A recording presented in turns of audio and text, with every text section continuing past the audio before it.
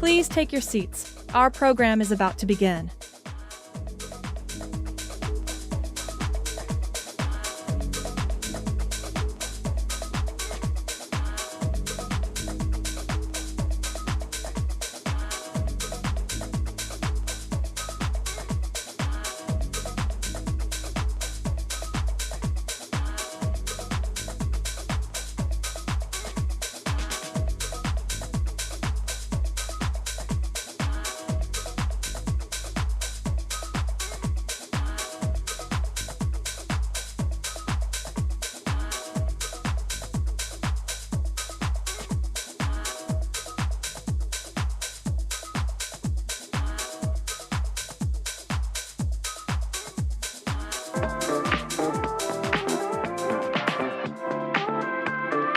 Please welcome Ajit Mathews from Meta.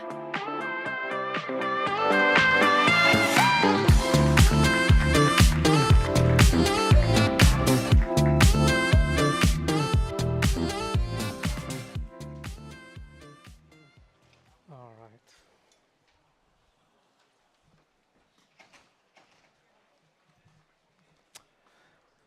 Okay. Hello, everyone. Hey, this is a full house session, so if everybody could just find the spots, empty spots, please find that spot for yourself. Okay, welcome to Triton Conference 2024. My name is Ajit Mathews. I'm an engineering director at Meta, supporting the AI acceleration team within the AI infrastructure. It's really exciting to kick off this event. This is our first Triton conference that Meta is hosting. So super excited about that. So why are we here? Today, massive scaling of compute across training and inference workload has become the foundation of every deep learning model, whether it's powering large language models, vision, multimodal systems, and recommendation engines. However, this massive scaling of compute, the challenge lies in optimizing the GPU and AI accelerators utilization to save both energy and costs. Triton Conference is an amazing opportunity for all of us as an industry to come together and discuss how we can push the performance boundaries to achieve the optimal flop and bandwidth utilization, all while scaling compute efficiently. As we gather here to explore these frontiers, we also align more and more with a key insight from Richard Sutton, known as the bitter lesson. Sutton pointed out that learning, for example, the deep learning, and search, for example, the reinforcement learning and optimization search techniques are the only methods that consistently improves as you throw more compute over to it. This is where Triton becomes crucial.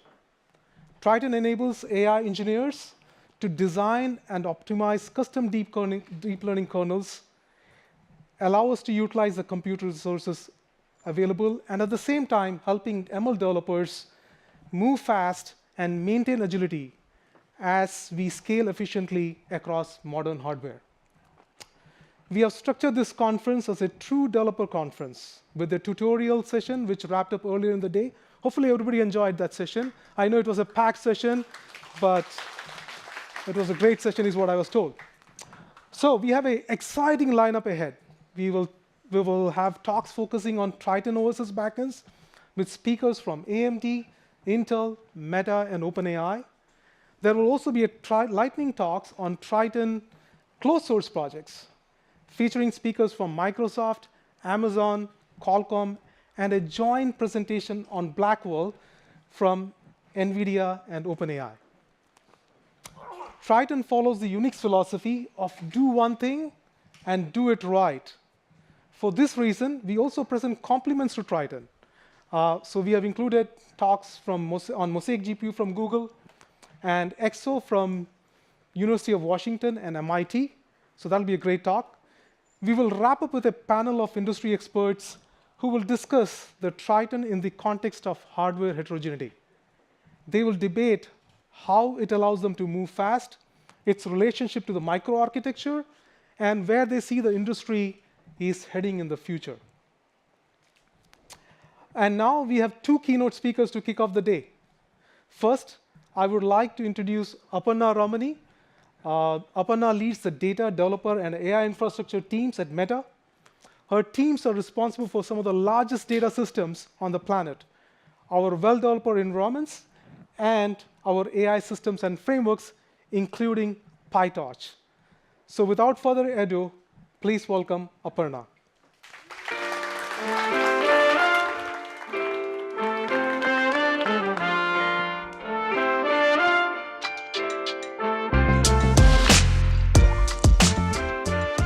Hey everyone, thank you all for being here. Great to see such a full house. Like, it's crazy. We were just talking about it. It's lovely to see everybody here as a community. It's been a crazy year, right?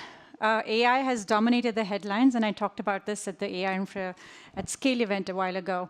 But we now see bigger, better models, really at unprecedented pace. We have tons of new AI-powered applications that are coming in again, lots of new startups, lots of new ideas. And most important of all, we see lots and lots and lots of GPUs. For Meta right now, AI is not new at Meta. We've been working on AI for over a decade. Our newsfeed is all powered by AI. All of our ads recommendation systems are all powered by AI.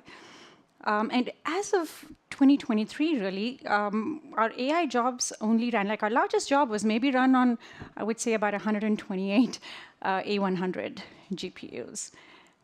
But I only say only because once the LLM Big Bang began, in just a few months, we've scaled up our job sizes.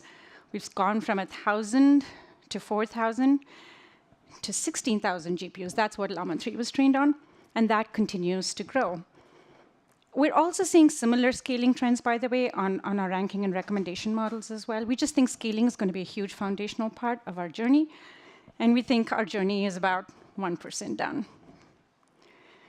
So to support this kind of scale and this exponential growth in demand for accelerators, we operate a highly heterogeneous fleet at Meta. And by heterogeneous, I mean in every kind of way. We have CPUs and GPUs, of course, but even within that, we have many different stripes. We have AMD, we have A100s, we have H100s, we have Rocky, we have InfiniBand. And so the variety is really quite wide. And so since this is the Triton conference, let's talk about how Triton is one of the foundational blocks for us, why it's important to our strategy, why we're betting on it, and how we plan to take this forward. First, open source. We've been pretty public about our stance at Meta with how we think about open source. Generally speaking, we believe an open approach helps distribute innovation.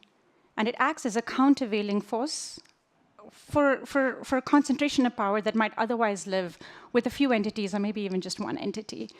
And so I think our open position is actually pretty cool.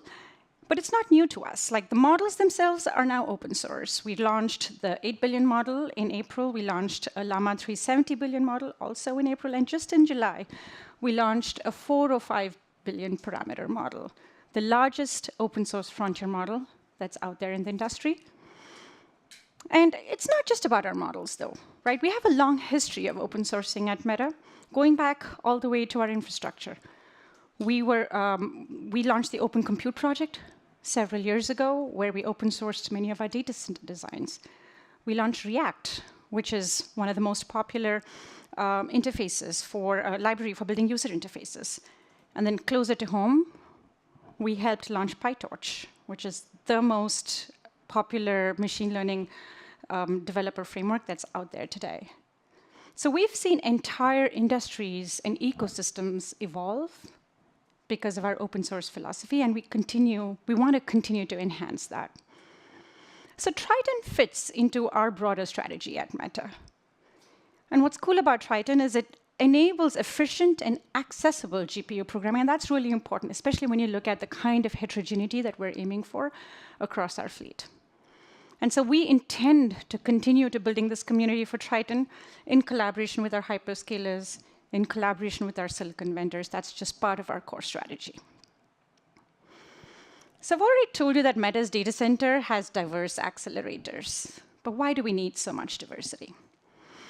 The answer is now rooted in two big fundamental principles. One, scaling laws continue to grow, like we continue to hold. So model quality today improves with more data, more parameters, and we see that trend continuing. And the second is the pace of innovation in the models themselves is growing, right? We see new architectures evolve. The transformer wasn't here until just a few years ago, and we expect this trend to continue over and over again. So let's talk about data for a second. The amount of data that is used to train a model keeps growing generation over generation. Just for an example, Llama 3 was trained on over 15 trillion tokens. That's more than all the text that exists in all the books that have ever been written. And so that kind of data spurs more compute. And compute is close to our hearts here. We see a trend where compute is growing about 4 times year over year for large models all across the industry. So assuming that scaling laws will continue to hold, there are a bunch of infrastructure challenges. The first of which is that it's hard to get your hands on these incredible GPUs. These chips are expensive. Not everyone can afford them. Few companies are manufacturing them. And I say this a lot, but a year ago, we had such a crunch for GPUs during the supply chain crisis. I don't know if any of you remember this during the COVID years. But finding a GPU during the supply chain crisis was like trying to buy toilet paper at the height of the pandemic. It was Hunger Games out there for GPUs, right? So what can we do to mitigate this risk? What are we doing at Meta to mitigate this risk? We, like several other companies, are building our own custom silicon.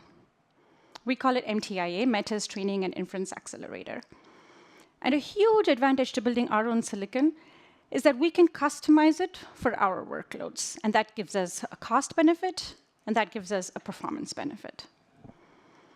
At Meta, we use Triton to make it easy for ML engineers to program against our accelerators. And this is used for AMD, it's used for NVIDIA, and it's used for MTIA, which is our own silicon. And we plan to continue to add several other backends over the years. And I know there's a talk later talking about how we actually build hardware heterogeneity into our fleet, which I really encourage you all to attend. Now that I've addressed scaling, let's talk about the speed of innovation with model architectures. AI research is evolving fast. We all know this. We're all part of it. There's a new paper coming out every other day. And on the infra side, one of our biggest jobs is to make sure that we can take all of this innovation from research and have it available for production as quickly as possible. Here, we lean on PyTorch. PyTorch has a bunch of different strengths. I mean, we have an amazing community. It has first-class Python integration, imperative-style programming, an API that's both flexible and simple. And we recently launched PyTorch 2.0. For those of you who are familiar with 2.0, we now get the same eager mode development experience, but with a turbocharged compiler under the hood. And so with the introduction of Torch Inductor, we now get to generate really fast code for multiple accelerators. And we use Triton as the default backend for our GPUs. And so what we see, an organic trend that we've seen is AI engineers are using Triton to complement PyTorch 2.0. And the reason they write their kernels in Triton is that because it offers a really Pythonic way to author kernels, and these kernels tend to be performant out of the box, and they're not tied to any particular backend hardware. And it allows our researchers then to spend their time on algorithmic optimizations so they don't have to go eke out every bit of performance with very specific hardware. Triton's growth within Meta has just been explosive. It's measured in the footprint of kernels we see in our code base. It's measured with the GPU workloads we see growing in our data centers. And just for context, we expect to have over 600,000 GPUs in our data centers by the end of the year. And so that's why this strategy is so key for us to be able to scale. So to sum it up, Triton helps us reduce the barrier to entry for AI engineers. It helps accelerate model innovation so we can bring models very quickly from research to production.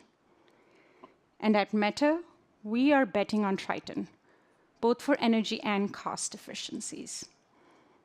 This is really, really an exciting technology, and I hope that everybody starts to adopt it. Finally, I'll say we're all in this together. There is no single company or research group that has been responsible for all of the advances we've seen over the past decade. Instead, progress happens when we build on each other's successes. There's a paper that gets released here, or a new open source model, and then on top of that comes the next innovation and the next innovation. And so I hope that you all look at that as the spirit of the Triton conference today. I hope you all feel inspired to go tackle some of these super tough AI challenges ahead of us. I hope you have a great afternoon. And there's a bunch of talks, panels that I think will be really, really interesting. I'd like to turn it over now to the creator and the driving force behind Triton, Phil Thier. Phil is going to give the State of the Union talk on Triton. And he's going to lay out the future vision for Triton as well. And Phil has asked me to mention that he is the most prolific author of Triton kernels in OpenAI today. And he strongly encourages, and I fully support this, by the way, strongly encourages that all Triton developers please dog food Triton. With that, handing it over to Phil. Thank you.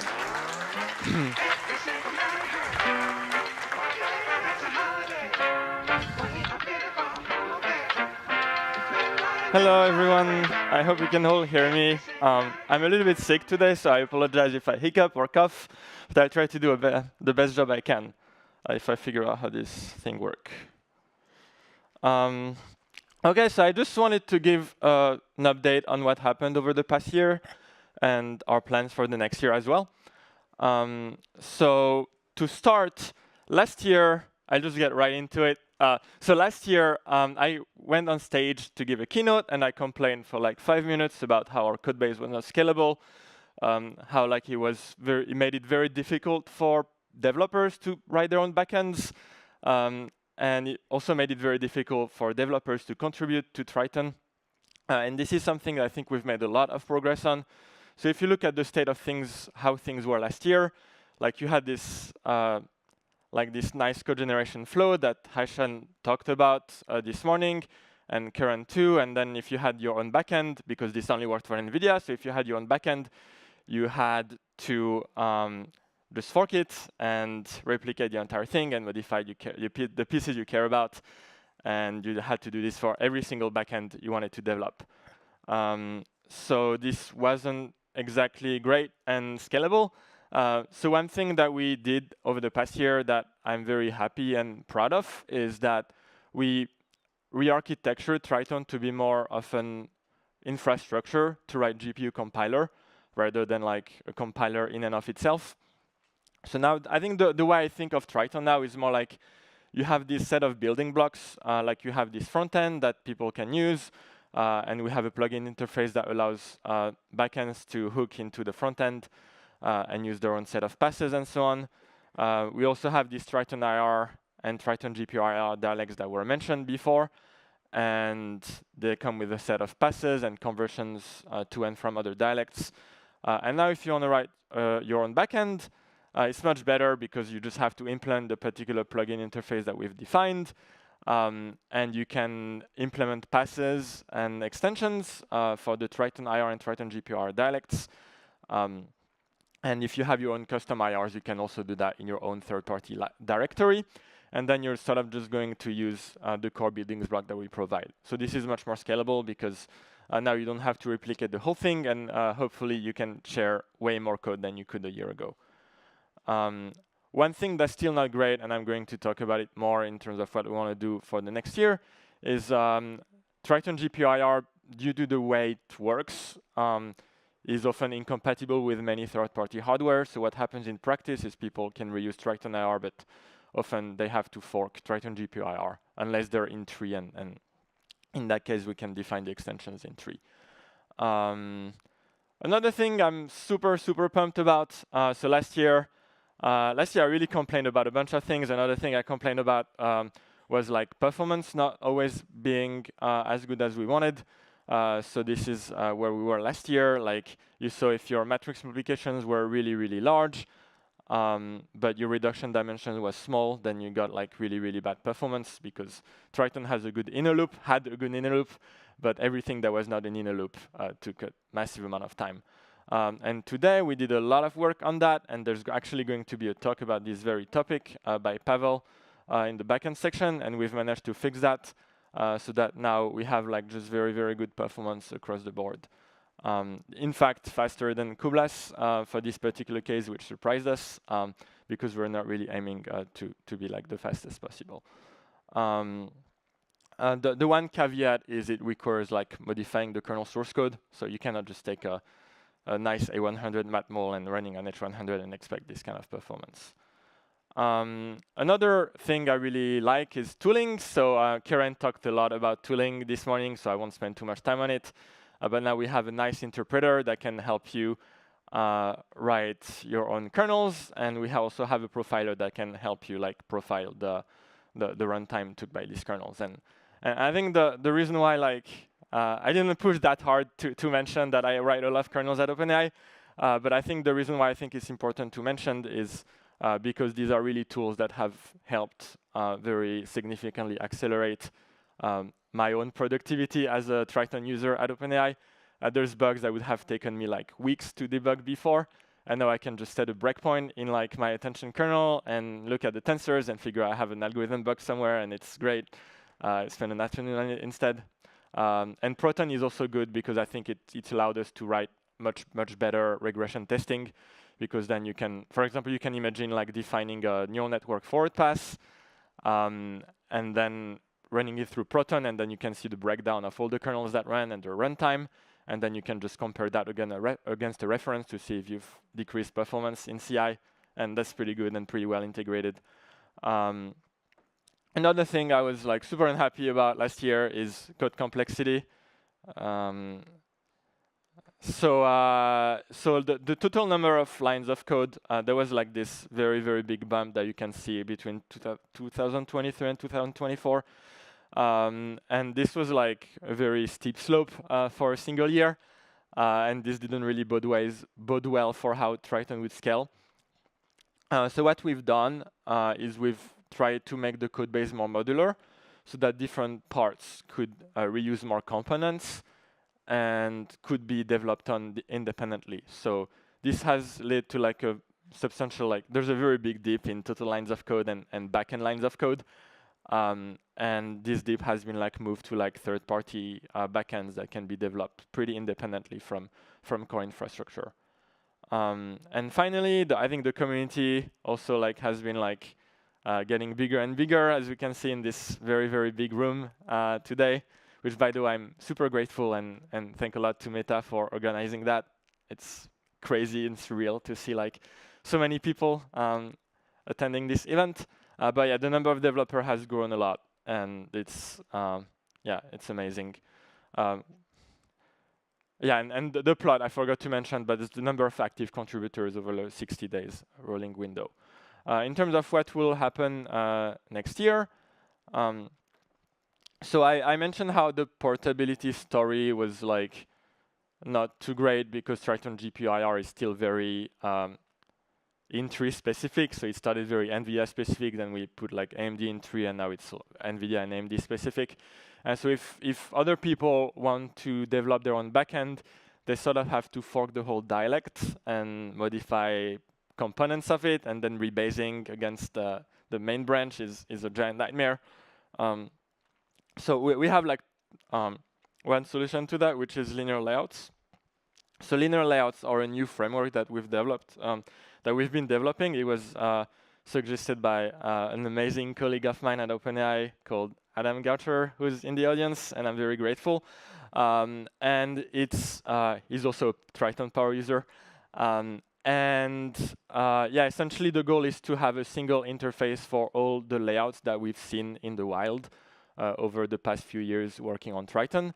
And so this way, if people want to develop their own backend, they can reuse our entire layout engine for Triton GPU and not have to worry about like swizzling data and like how we're going to convert layouts when we shouldn't convert them and so on. Another big thing that I think will be super important moving forward for portability is structured memory accesses. So I mentioned the performance graph that I showed at the beginning, showing very good Hopper performance. It uses an experimental language feature for like Hopper, called like TMAs, for Tensor Memory Accelerator. And it's great, it's fast, but if you try to run it on A100, it just won't run. And this is kind of a problem in the world of like more hardware heterogeneity, even within a single vendor, is we don't want to duplicate our kernels. And obviously for other vendors like Intel and so on, structured memory accesses are also very important. And if we don't have a core abstraction for them, then it means it will become more painful to create a third-party backend. So yeah, I'm pretty worried about like fragmentation of our kernels between using the TMAs and not using TMAs. So I'm sort of hoping we can do something about it over the next year. On performance, so yeah, I'm sorry, but I cheated a little bit earlier because I showed you a single matrix multiplication kernel. But in the real world, things are not simple matrix multiplications. And Triton has a very big problem, which is performance cliffs. So you can write a Triton kernel, then you can add like an instruction, and you'll see like the performance of your kernel like dropping by, I don't know, like 20% at best. Sometimes it can drop by much more. There's like pretty fundamental reasons for that. One is just register spilling has always been an issue. Like if your block size becomes too big and cannot fit in the register space, that will just lead to terrible performance. Another reason is software pipelining is becoming more and more complex, and as we push more and more magic in the compiler, we have bigger and bigger cliffs. And you also even have cascades, which is that if you're missing the first optimizations that the compiler is doing, like if it cannot prove alignment, then basically like it cannot pipeline, and you're going to have synchronization in your loop, and it cannot use the latest tensor core sometimes. It's just going to be really bad. So we have these very bad cliffs that I think we need to do something about. I don't know exactly what we can do about it, but we'll work on it. Another thing that Triton can lead to like cliff in Triton performance is unnecessary shared memory round trips. So Triton, when you write a Triton kernel, it doesn't really tell you like how the data is partitioned between different resources on your GPU, be it like registers of threads or shared memory and so on. And like it means it's up to the compiler to decide for each variable what its layout is. And sometimes like it needs to convert layout to keep things correct and consistent.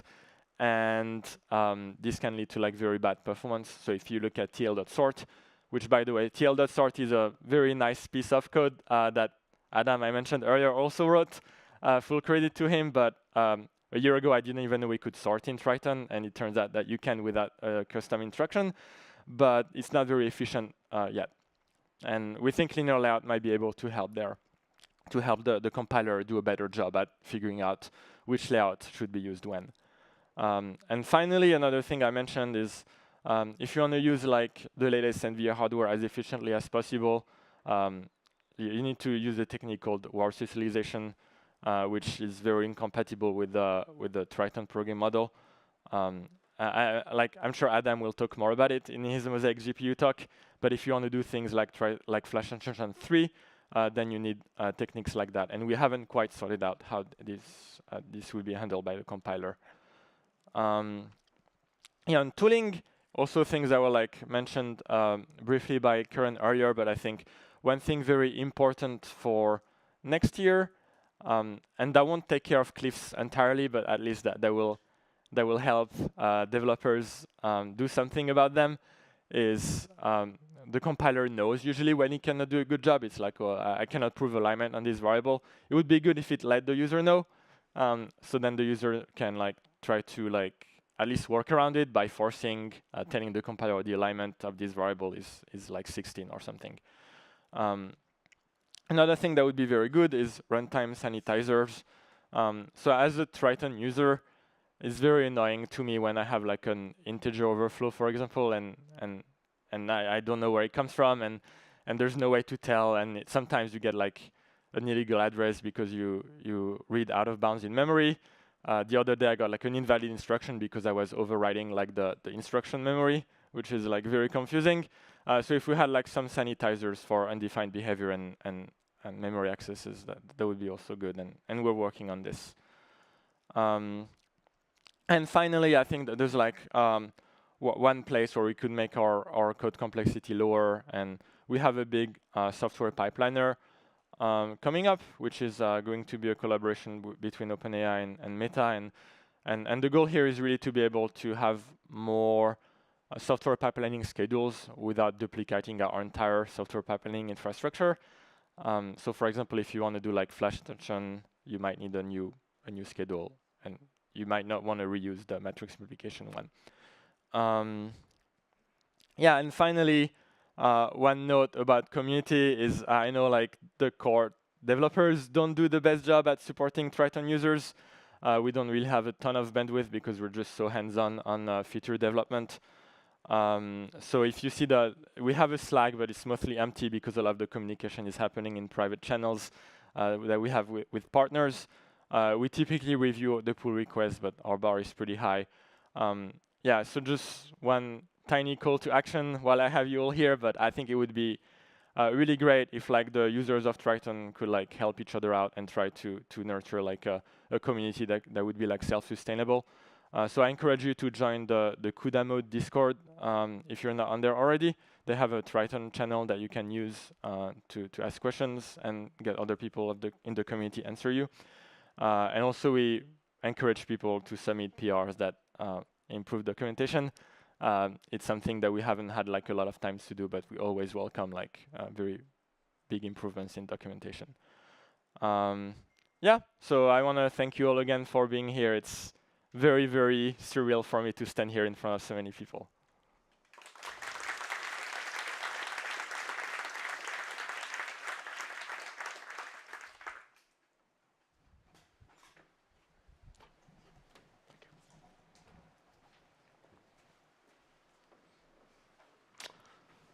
Thanks, Aparna, for that great talk, driving home our commitment to open source and how we are leveraging Triton to push the boundaries of AI.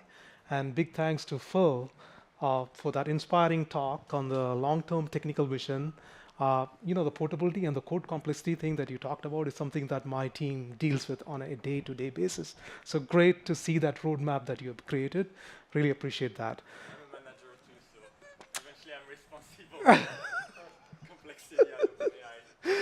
Yeah, we'll talk more about that in the hardware heterogeneity panel, though. Great. Hey, I will turn it over to Brandon Meyers from Microsoft, who will chair the Triton OSS backend session now. Let's just give one more round of applause to Aparna and Phil.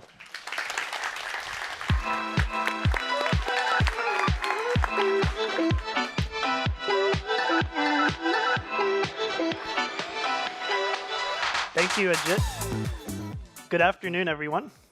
I'm Brandon Meyers from the MAIA software team at Microsoft. We're going to start the Triton Backends session next. As a reminder, we will not have questions during the talks, either during the talk or immediately after the talk. But we do instead have breaks that we've organized after all the speakers have gone. So there's a speaker office hours that's going to be held concurrently with the happy hour at the end of the day. So our first talk is on Triton on Intel GPUs, which will be given by Ettore Tiotto. Highlight of this presentation is the custom backend that they built, and it serves as an example if that's something that you're going to do yourself. So let's welcome Ettore Tiotto.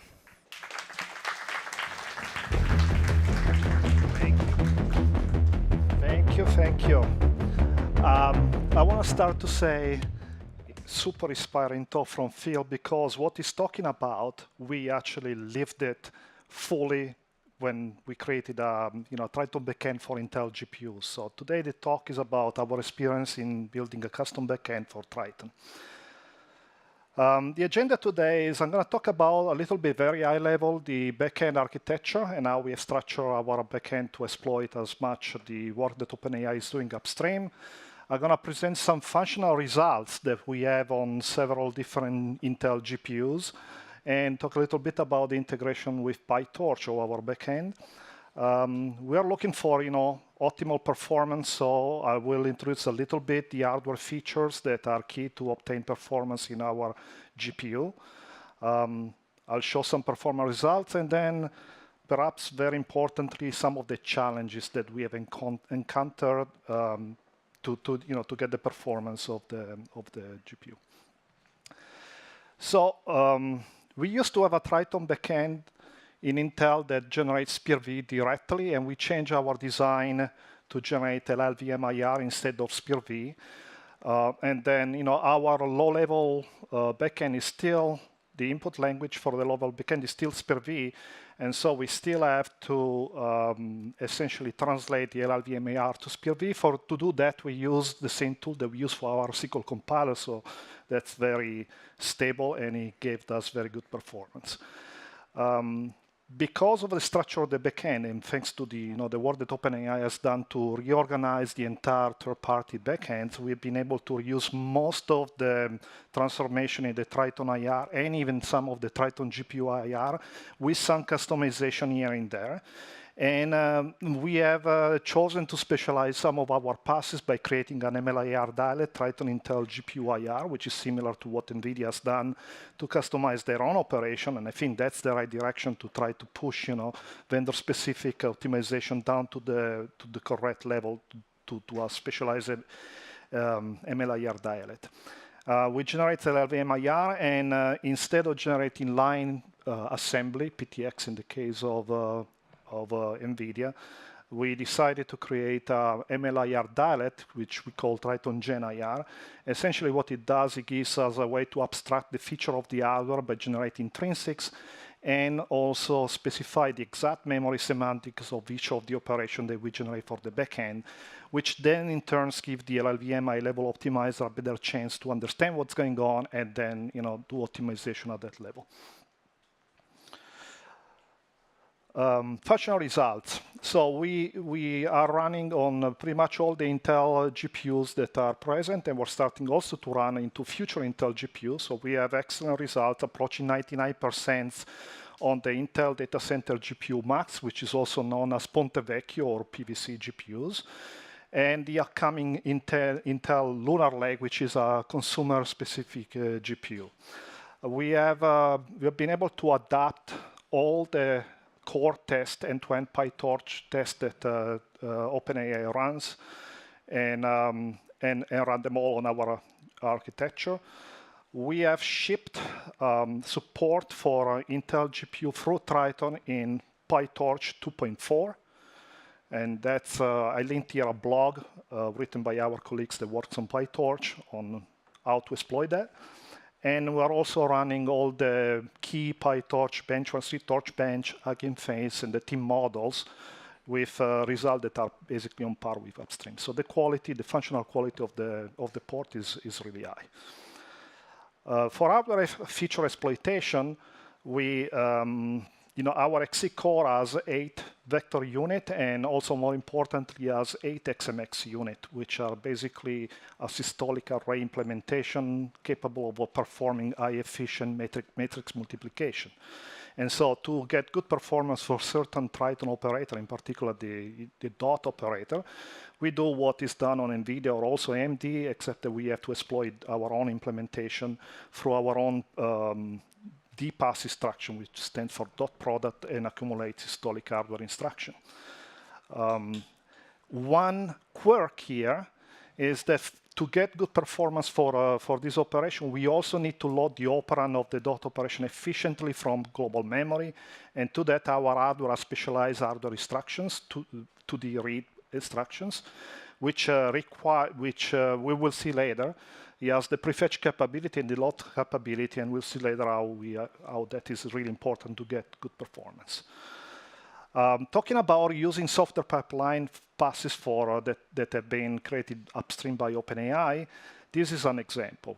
This is one example. We have reused the software pipeline infrastructure that exists in Triton and MLIR to inject prefetch operation in our own dialect, the Triton Intel GPU dialect.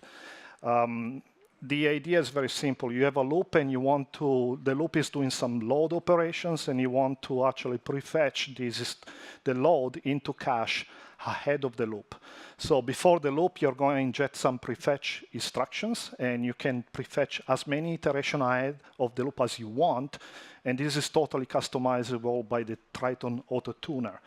The difference between what OpenAI does and what we do here is that we have our specialized instruction in the Triton Intel GPU, which load 2D block prefetches, and then we use the TT load to do the 2D block loads. This approach gives us very good performance. And here I'm going to present in the next slide a little bit about the performance. But before we talk about that, let's look at the hardware utilization. So these represent the hardware utilization for a GEM, a 4K by 4K by 4K matrix GEM operation in our Ponte Vecchio GPU. The curve that you need to pay attention here is the brown one, where it shows that the efficiency reaches 100%. And if you do the same experiment using Intel specialized GEM libraries, you're going to obtain similar graphs. So this already tells, without looking at performance numbers, that our implementation is very efficient compared to the library. And in fact, we can do a study. This is a GEM, a BF16 GEM across different shapes. What's presented here is the relative performance of the Triton implementation compared to the Intel GEM specialized library, where we reach an average of 90%, 90+% in performance compared to the custom library that Intel ships, which is pretty good. And we hope that we can actually reach even higher performance than 90 something. So for this slide should be challenges. The challenges that Intel Triton Backend, as I mentioned before, rely on semantic information that are expressed in the language by using block pointers. And because block pointers can be translated almost directly to the hardware instruction to read from global memory and bring the data into cache. But block pointers are actually an experimental features in Triton. Over the past year, there used to be a tutorial that exercised block pointer that has been removed. And so that constitutes a problem for our backend because we rely on this kind of language features to attain good performance. There is a new feature that Phil already talked about, which are TMA descriptors. So we are currently experimenting with the design of TMA descriptor to figure out if we can translate a program that uses TMA descriptor or something like that, and then internally use block pointers and see if it actually works. So I know OpenAI is actually working on TMA descriptors, and there are different implementations. This is one of the implementations that are out there. So first, we can show what is the difference between the layout in memory between a TMA descriptor and a block pointer. And we see that almost all the information that are available in the block pointer are also available in the TMA descriptor, with the exception of block offsets. There are other differences in the sense on how you actually use the TMA descriptor versus block pointer. TMA descriptors are created in this implementation on the host, while block pointers are created on the device side, so inside the kernel, by calling the make block pointer API. To advance the block pointer, one can use the TT advanced Triton operation, while for TMA descriptor, the offset is advanced using simply arithmetic operation in MLIR. And finally, the load is done using a TT load for the block pointer, and there is an experimental descriptor load for the TMA descriptors. So what's really missing here is the block offsets. But fortunately, the information about block offset is available on the load itself. So I don't know if people can read the MLIR here, but essentially we have created a pass in Triton that transforms the code above, which uses TMA descriptor, and the code below, which creates block pointers, by creating, by taking the information that is available in the descriptor, plus the information that is available on the experimental load for the descriptor, and essentially materializing a block pointer for every load that is in the kernel. So what does this tell us? That the design of the descriptor is not so far. It's possible to translate one to the other, and we have done this experiment. We were able to get good result for our gem operation without changing much of the backend. And this is work in progress, and we're really looking forward to collaborate with the community and with OpenAI on the design of a language feature that in my opinion should be as portable as possible to try to exploit both these particular quirks of the architecture. For Intel GPU would be the 2D block load, for an NVIDIA GPU maybe the TMA descriptor, and because people will write kernels, and the last thing that they want to do is having to then customize the kernel for every different vendors, because that require to rewrite your kernel. So it would be very nice to have a language feature that is hardware agnostic as much as possible. Finally, we have a project on GitHub. We are not in the OpenAI tree, but we have forked the project. We keep it up to date. We're essentially up to date with the OpenAI code, and we rebase or remerge every, sometimes even several times a week. There is a link over that takes us to our fork. Our fork has support for, of course, because we get the code from OpenAI, has support for both NVIDIA, AMD GPU, and it has support for the Intel GPU and the third party. There are customization in the common code that we have to add. And I think that the next year we're going to be looking forward to try to remove the customization in the common code and work with OpenAI and the community to try to make the Triton GPU direct as hardware agnostic as possible, and facilitate the creation of more of these support for different kind of backend in the Triton community. Thank you very much for your attention.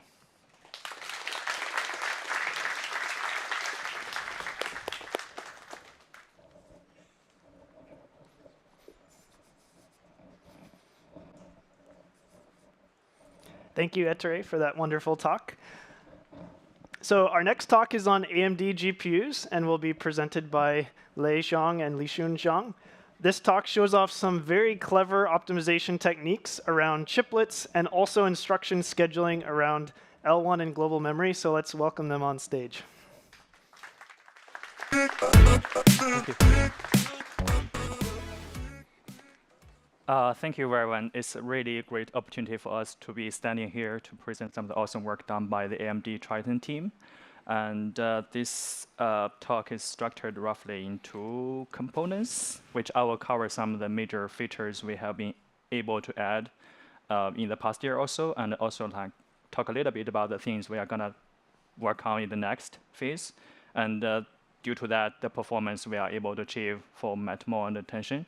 And then Lixun will zoom in on a few selected optimizations, as Barry said, that particularly interesting for the current GPU generation we have in this MAIA 300 series, which is like a chiplet design, which might be quite different than previous you would see on other GPU architectures. So I think regarding functionality and the status side, the most thrilling part that I want to share is basically AMD GPUs now one of the official supported backend in Triton since Triton 3.0. That is incorporating a lot of features and functionalities. Functionality-wise, basically, we are able to support various kind of like AMD GPU matrix core intrinsics. They have different kind of like power and kind of instruction implementations if we are thinking about how to get the best performance. And data type-wise, we are able to cover like various kind of data types, including AMD-specific IP8. And some of the integer types we are also kind of pushing on for quantization purposes. And of course, various kind of passes you would expect for performant Mathews and attention code generation. Beyond just like the core compiler functionality, we are also investing kind of like in other parts to make like Triton easy and good for developers, including important support via rock tracer, which Kern talked about in the morning. And then we trimmed down the dependency stories for better releasing stories that library-wise, device-side, we only need OKCML and OKML. And then we are reusing the runtime library from Heap, from Touch right now. Basically, we have good support for AMD Instinct GPUs and the Radeon GPUs. So that's like the functionality side. For performance-wise, basically, we have all this kind of like both side of performance pushes, including compute side and the memory system side. Compute side, you are able to select various kind of intrinsics that has different implementations, especially like, for example, if you instruction scheduling, whether you are able to overlap certain category instructions, and some of the other like attention side, whether the special instructions has like issue dynamics that need to be considered. Memory side is the major part that actually we push heavily on because of the chiplet design again in MI300. We are able to also work on something for the next, including trying to global load directly into MFMA layout to bypass LDS or shared memory if it is not that useful. And looking into, for example, using buffer intrinsics that has out-of-bound support and kind of also simplifies the index segregation story. And various controls for cache, which is super important for large language model inference nowadays because it's like more a streaming skinny MATMO problem. And then, of course, all these kind of typical things you would expect from software pipelining and instruction scheduling. We are also pushing on that to further close the gap between the Triton implementation versus the library's implementation, which can tightly control all the instructions issued to the GPU. So with all that, basically for MATMO, we are able to be comfortably beyond 500 teraflops for like the good shaped MATMOs. And for FP8, like it's beyond 1 teraflops, 1,000 teraflops. And if you look at the shapes, some of the shapes, like if it is more friendly to the GPU, we can achieve even better performance. This is done on MI300 with row major A and the column major B. It's using our kind of performance reference kernels. So of course, there are more cases to cover. This is assuming one of the cases here. Similar stories for attention, basically. We are able to achieve kind of good performance comparative to the library implementations beyond 500 if the problem size is large. Of course, there are also various other cases that we need to support. The goal next step is basically to broaden to make actually all these cases in good shapes. So that's basically the first part. And the next, Lixun will zoom in on some of the selected optimizations, particularly interesting for MI300. First two is like more focusing on the memory system side, which due to the chiplet design, it might not be that trivial to get good usage of them. And then the third is a stream K, which is also particularly, it's a general algorithm, but it's particularly interesting for AMD in the sense because we have this 304 CU design. Here you go. Thank you. OK, so let's zoom into the optimizations. So the first one is about chiplet-friendly PID remapping stuff. The MI200 has a monolithic architecture, meaning that the GPU has one GCD, and it has its own L2 cache and HBM. MI300, things are different. So the GPU has 8 XCDs, and each XCD has its own L2 cache and HBM. Let's take a MAMO example. So on MI200, right, the first 4 PID will load 1 row from A and 4 columns from B. Since they can share the L2 cache, so they don't need to reload the first row of A for all of the PIDs. So as a result, they only need to load 40 tiles to do the computation. On MI300, the 4 PIDs are mapped to 4 different XCDs, and they do not share the L2 cache. As a result, all of them need to load the first row of A, and leading to 64 tiles to be loaded for the computation. To solve this problem, we do a PID remapping so that PIDs working on contiguous tiles can be mapped to the same XCD so that they can share their L2 cache. This is easily done in Triton at the Python level, and we can see in some cases up to 10% performance improvement. The second one is about instruction scheduling at TTG-IR level. So I know there are several talks about software pipelining. I'm going to talk about something different. So on the left-hand side is the TTG-IR of the loop after the pipeline pass for example, memo kernel. So as you can see, the result of the TT load are used at the end of the loop so that the memory latency is overlapped with compute, the TT dot. On the right-hand side is the generated AMD GC in assembly code. So the two TT loads become 8 global load D-word times 4 instructions. The two local loads become 24 DS read instructions, and the two local store become 8 DS write instructions. The dot becomes 128 MFMA instructions, which is partitioned into two parts. The first 66 instructions go with the DS read. The remaining 62 MFM instructions go with the DS write. As I mentioned before, the memory latency of TT load is overlapped with the compute thanks to the pipeliner. However, the instruction issue latency is not hidden because we issue all the 8 global loads back to back, which congests the memory system so that it can take up to 100 cycles to issue one global load instruction. And the problem becomes even worse when the K dimension is 4K or 8K, and the block K size is 64. And here's why. So the L1 cache has 4 sets or 4 banks, and the cache line size is 128 bytes. If the stride of the non-K dimension of the tensor is a multiple of 512 bytes, all the global loads for the current tile will map to the same bank, which will cause a L1 cache hotspot, and it can take up to 500 cycles to issue a single global load instruction. So the solution to this problem is to not issue all the global loads at once. So in this case, we schedule the second TT load after the two local loads, so that we can achieve A, separate the two TT loads apart, and B, help the backend compiler to figure out a better interleaved instruction scheduling between global load instructions and the compute. As you can see in the generated assembly code, the 4 out of the 8 global instructions are now interleaved with MFMA instructions. So why not schedule the first TT load? Because we want to keep the order of the load instructions with their users. And why not schedule both global load?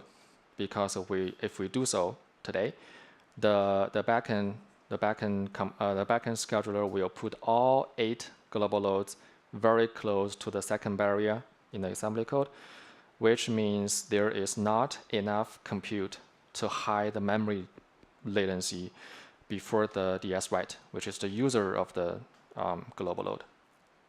So this brings up the ongoing collaboration between the Triton compiler team and the AMD GPU backend compiler team regarding a better low-level instruction scheduling. So this table shows the performance improvement with this IR level scheduling.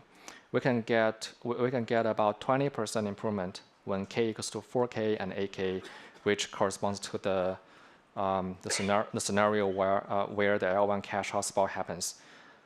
However, it doesn't help that much when K equals to 4160, which is 4K plus 64. In this case, the stride of the non-K dimension is no longer a multiple of 512 bytes, and the other global loads can map to the 4 banks of L1 cache, leading to much shorter issue latency anyway. Okay, the third one is about StreamK. So the general idea about the StreamK algorithm is when the tiles cannot be evenly distributed among the CUs, we reserve a number of CUs and break up the K-loop iterations, and then we distribute the iterations evenly among the CUs. In this particular example, we have 4 CUs and 18 tiles, and each tile has a K loop of 4 iterations. So we first distribute the 16 tiles evenly among the 4 CUs, and for the remaining 2 tiles, we distribute 2 iterations, 2 K loop iterations to each CU. As a result, we can achieve a much more balanced workload among the CUs. So this is very important for architecture like MI300, which has 304 CUs. So this is the performance of StreamK algorithm compared to PyTorch. So this is showing 2 kernels for 1,000 gem sizes, which demonstrates the great out-of-box performance of the StreamK algorithm. OK, thank you.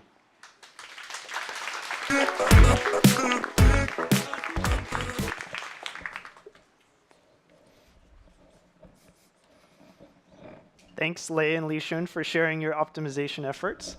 The next presentation is for an exciting new initiative. We've heard a lot about GPUs. This is Triton CPU. Minjang and Ilya will do a joint presentation. Let's welcome them on stage.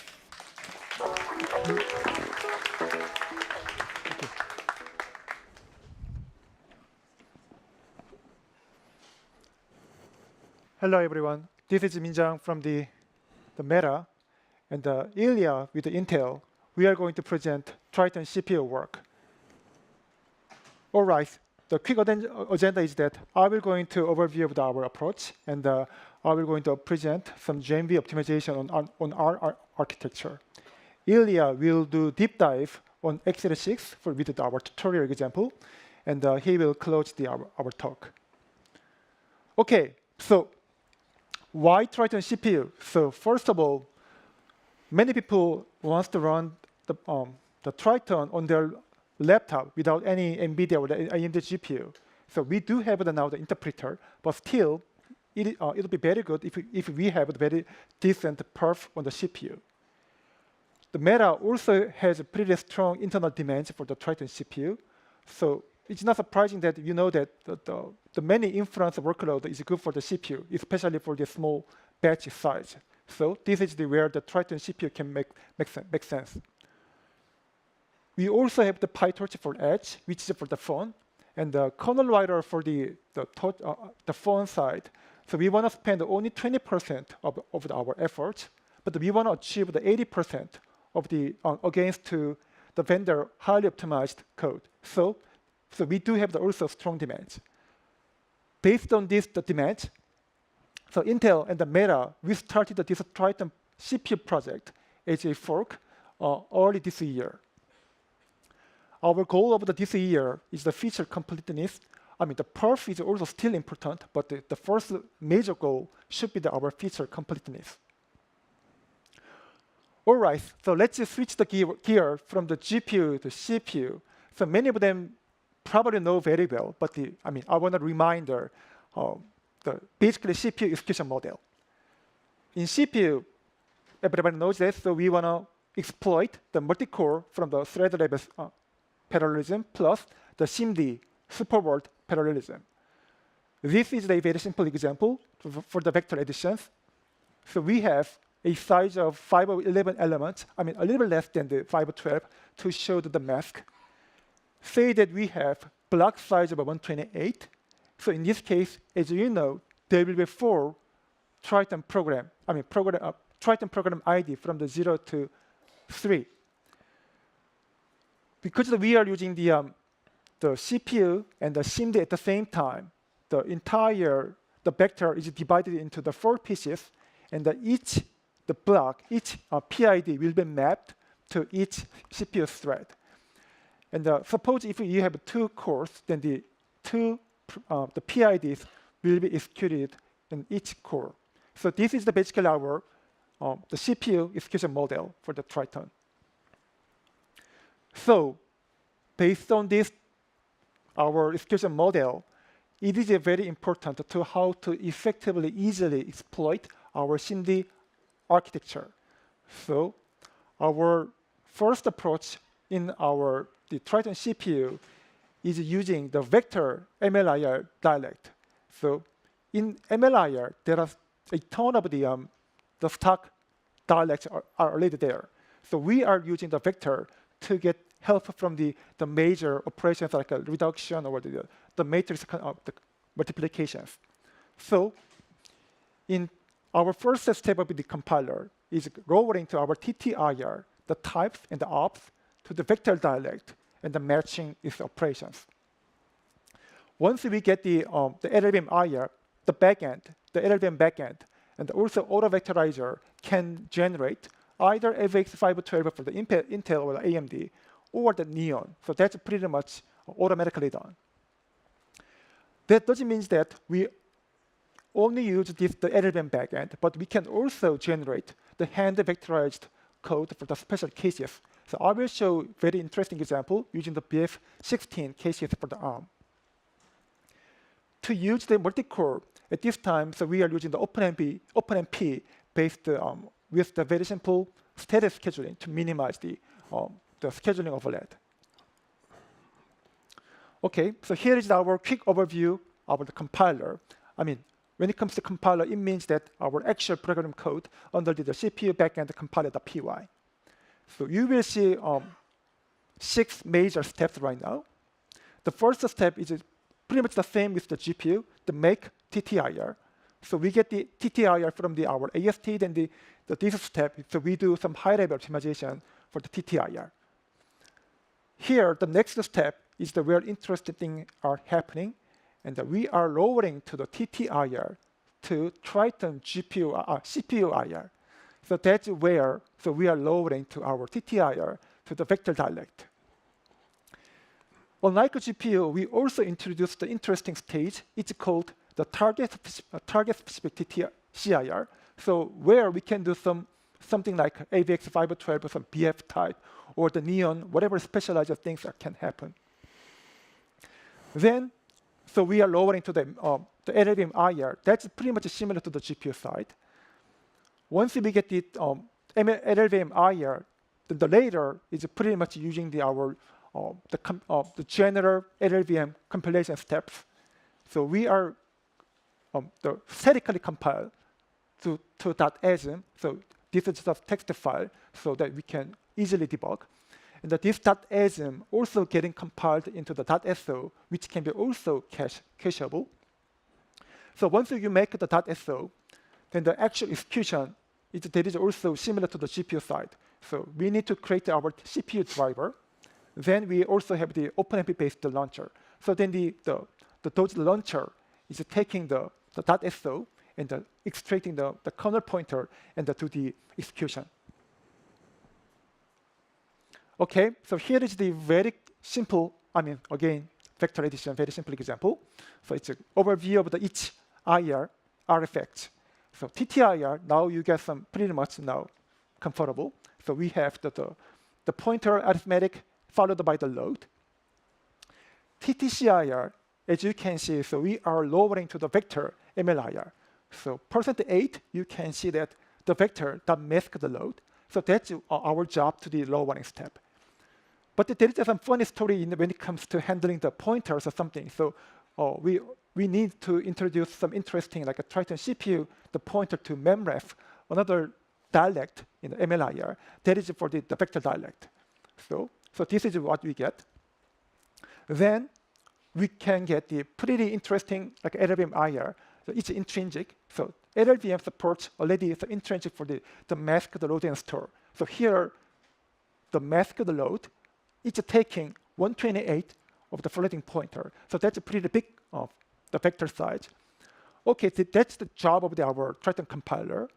Then once we pass to the LLVM IR to our compiler, the AVX5 instruction, we can get it. So for example, in x86, for example, here, the vector move the packed single. Also, the vector addition for the packed single with the ZMM, which is a 512, the bit vector registers. So we were able to get to really highly optimized the code for this the vector addition example. Okay, so I want to summarize the current status of our Triton CPU. the most of the important Triton features are now supported by the supported for CPU. There are some missing parts because the FFA8 or the FFA16 are not native for our CPU. So some of them are not fully implemented. Also, some features like a print is not fully supported right now. One of the best things is our Triton CPU approach is that so many of the compilation steps are fairly target independent. So LLVM IR, it turned out they are really pretty architecture agnostic, even for the GPU. Of course, for the CPU. So the mostly it's working for free for the x86 and the ARM side. So when it comes to feature completeness, so we are now seeing like over 97% of our Triton, the core unit test, and the entire tutorial are working.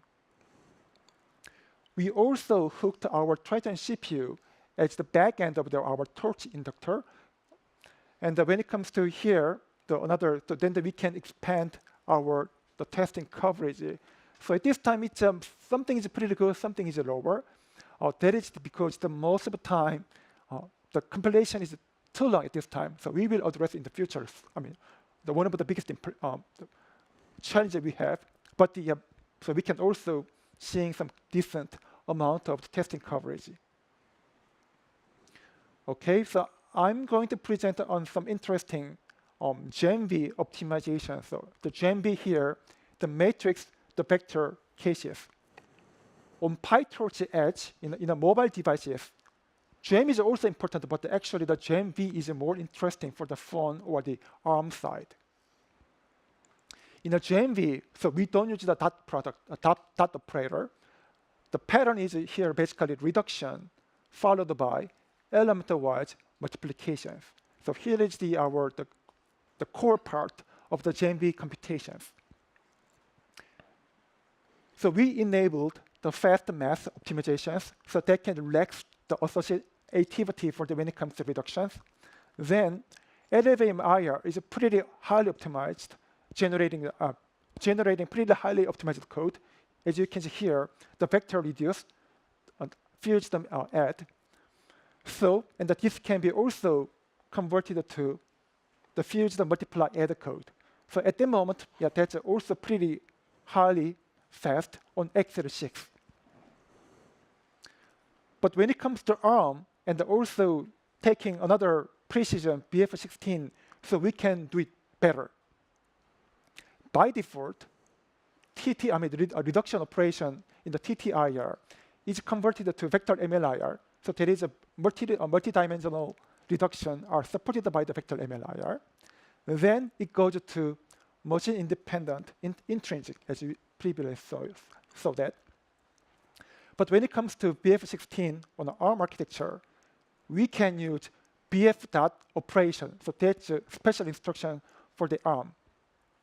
So we wrote a special optimization path that is converting the previous pattern to this BF dot operations. Then we can emit the LLVM RMV8, the ARC64, the intrinsic for using the BF dot. Then we get the BF dot actual instructions. So we measure the perf on Neoverse, the ARM72 core, that is from the GH200. So here is the result. So we were pretty happy because the Triton with the BF dot optimization was actually better than our PyTorch. But keep in mind, the Torch implementation on ARM may not be highly optimized. So that's why we were seeing some pretty decent speed up. Finally, so we also integrated this, the BF16 optimization onto the Llama 3 8 billion model, the inference the model. So we replaced the NN.linear with this Triton GenV kernel, and we were seeing the pretty decent improvement when it comes to token per sec, the perf.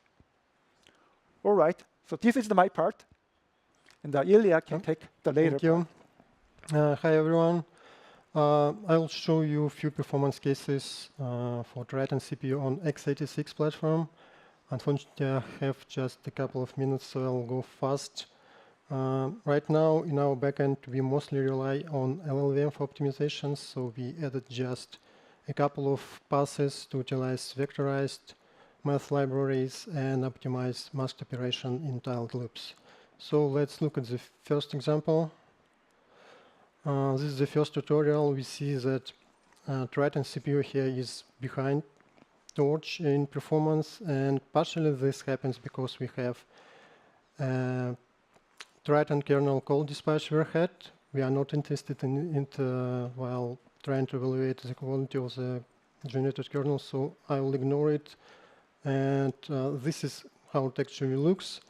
And here we see that this kernel requires some adjustments. So in this case, we can use tiled loops and tune block size to better utilize CPU threads. And if we do so, we get much better performance and can match Torch here.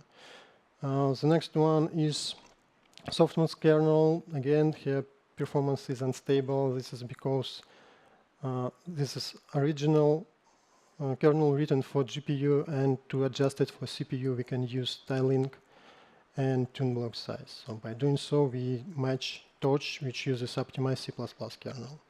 Another similar one is layer norm, where we already have tiled loops, but parameter is not tuned for CPU. So by simply changing single parameter, we can get much better performance. So overall, we see that we can actually run GPU kernels on CPU, but we shouldn't expect the best performance from them without any adjustments. We need to make some adjustments like parameter tuning, or in some cases, more significant changes, but in the result, we can achieve the same performance as with C++ optimized kernels. So unless it comes to matmul, and for matmul, we currently don't have any optimizations, and we will need to support more for matmul later. So our plans in Triton CPU development are to close those functional gaps that still exist and fully enable aftertuner for Triton CPU. Also, we need to fix the problem with long compilation time, because this is our biggest issue right now. And after that, we'll focus more on benchmarking and performance optimization. So if you want to try Triton on CPU or contribute, please visit our repo and Slack channel. Thank you.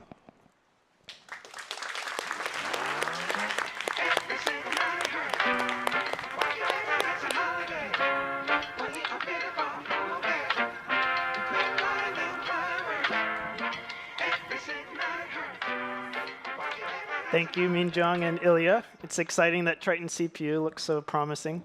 So our final presentation of the Triton Backend session is in the context of persistent kernels. It's on pipelining, and it'll be by Pawel Szczerbuk.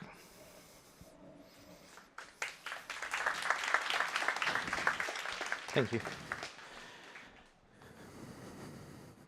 Hey everyone, thank you. My name is Pawel Szczerbuk. I'm here today to talk about efficient pipelining of persistent kernels. And I know you've heard about pipelining a lot today, and I'm making you hear about it once more. But I'm hoping that it will, lay some foundations. If you're confused why it's so important, this is the talk for you.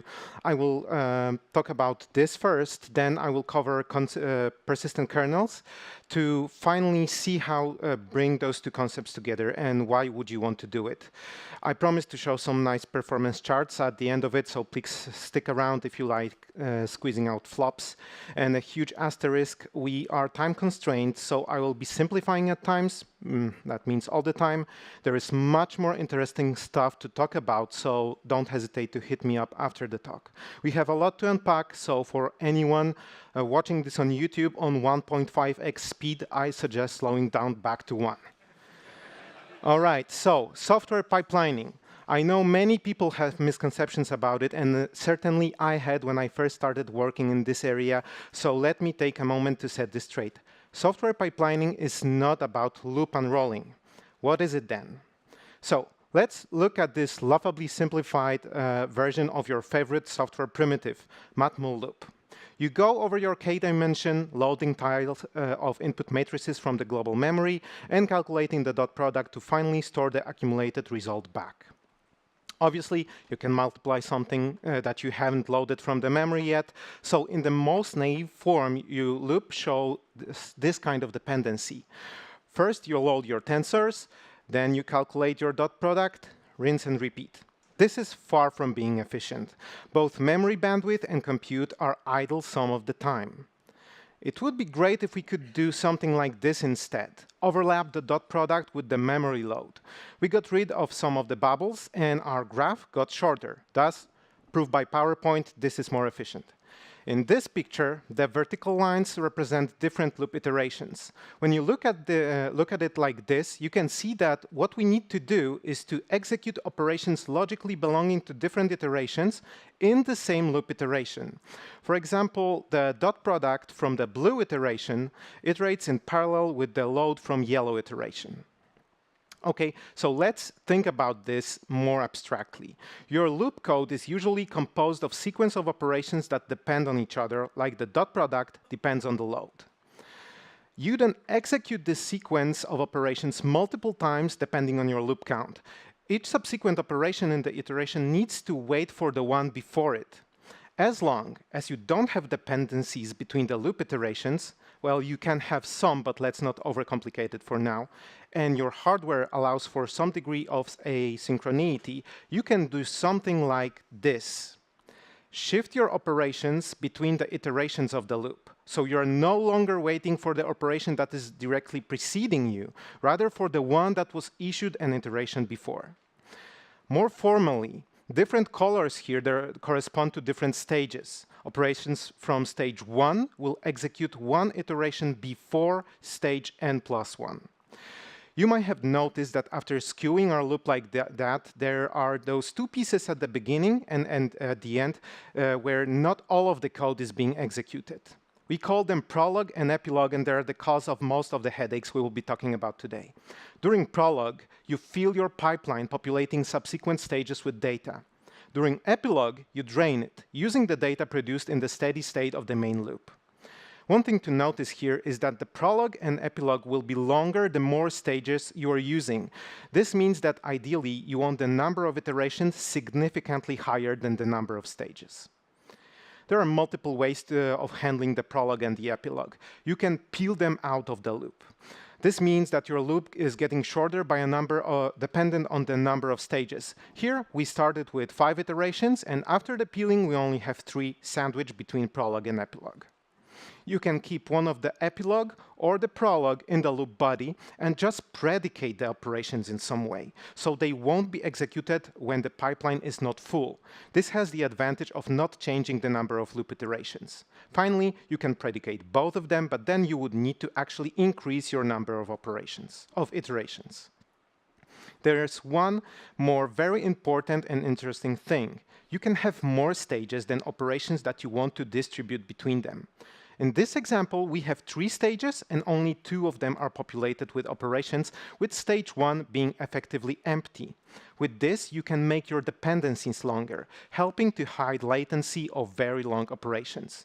Your operations in stage 2 wait for something that happened 2 iterations back instead of just 1. This is actually what we usually do in Triton. I have glossed over many important details here. You might have noticed that pipelining your loop requires additional memory to hold data that won't be used until some number of iterations in the future. This is true, and it requires us to transform the code to support multi-buffering of data. The hardware also has to support asynchronous operations, and we need a lowering from things like regular loads to async loads. All this might seem a bit intimidating, but do not fret. A lot of heavy lifting is done by amazing pipeline expander in the MLIR upstream. Expander is a piece of code that, given loop and a schedule describing order of operations and stage assignments, expands your loop into final pipeline. It handles all the tedious parts like peeling and masking, updating dependencies between the ops, etc. Your job is to lower the ops into async versions and come up with a valid schedule for the expander.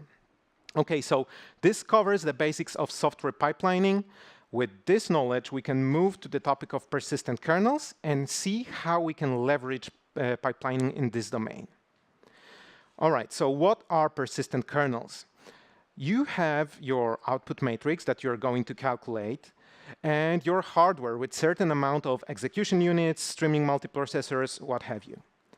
Traditionally, you would dispatch a kernel that calculates one of the output matrix tiles. Scheduler in the hardware will assign it to one of the available hardware execution units.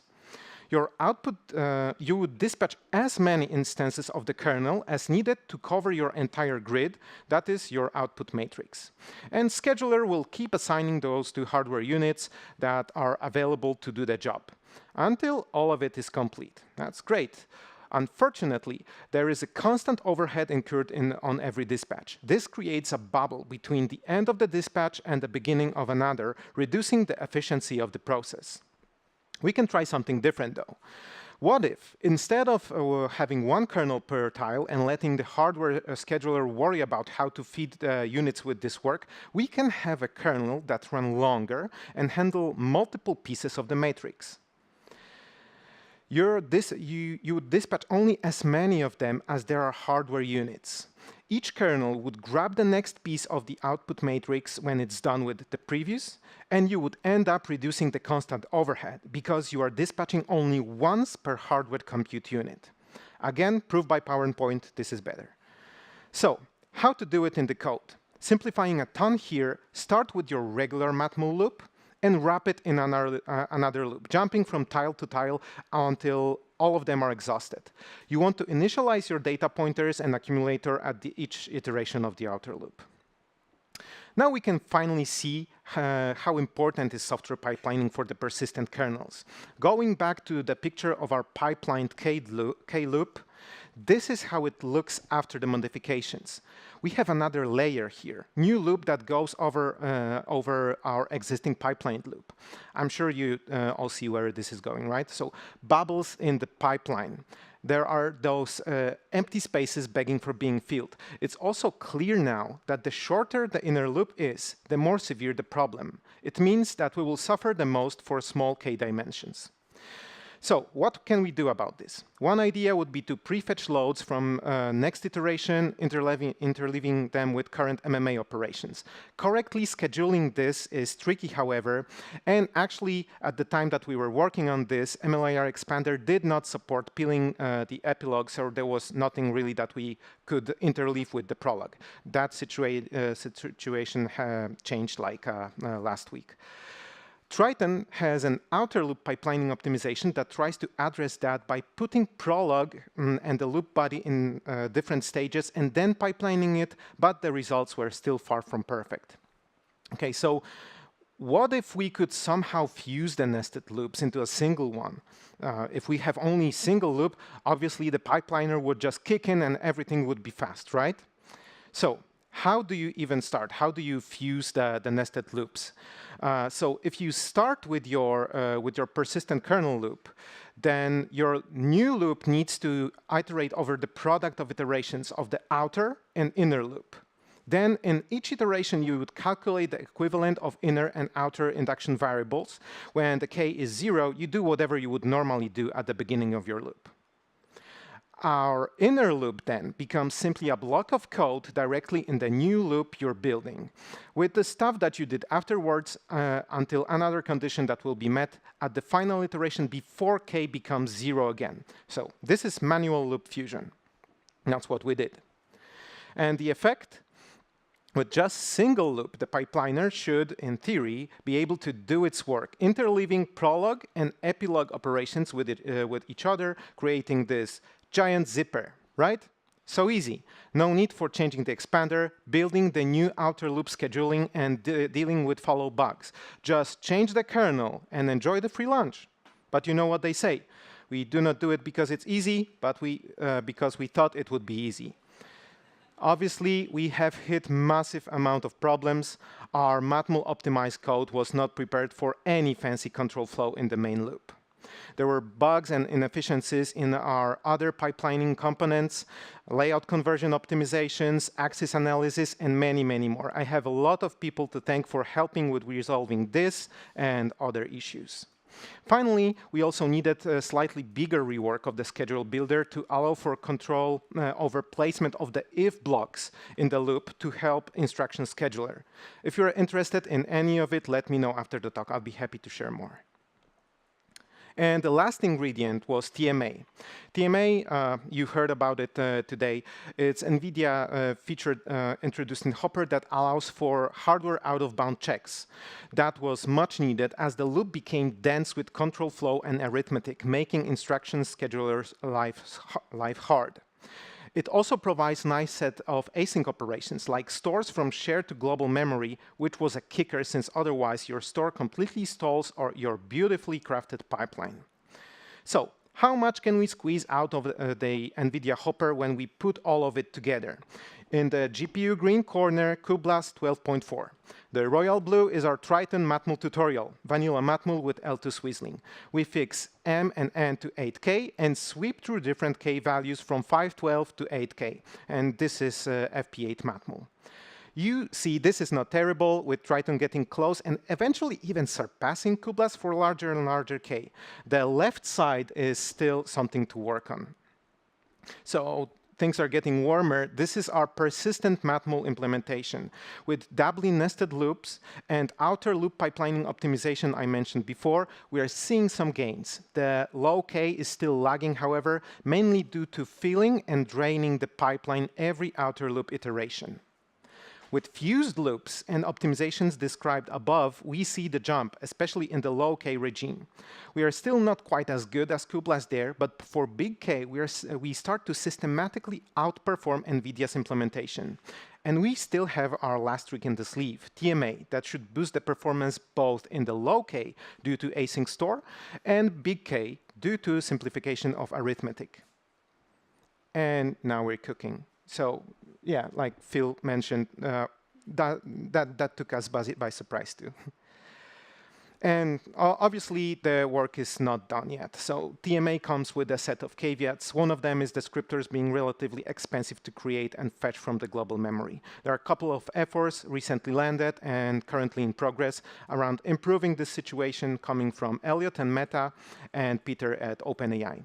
There are also exciting bigger refactor coming that ultimately aims at adding support for different user-specified schedules.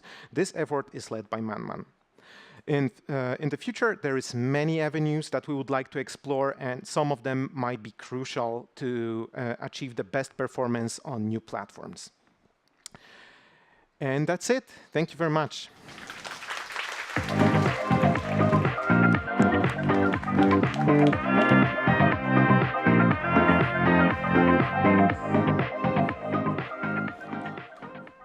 Thank you, Pawel, for that tour of pipelining. That concludes our presentations for the Triton Backends session. Let's give our speakers one more big round of applause.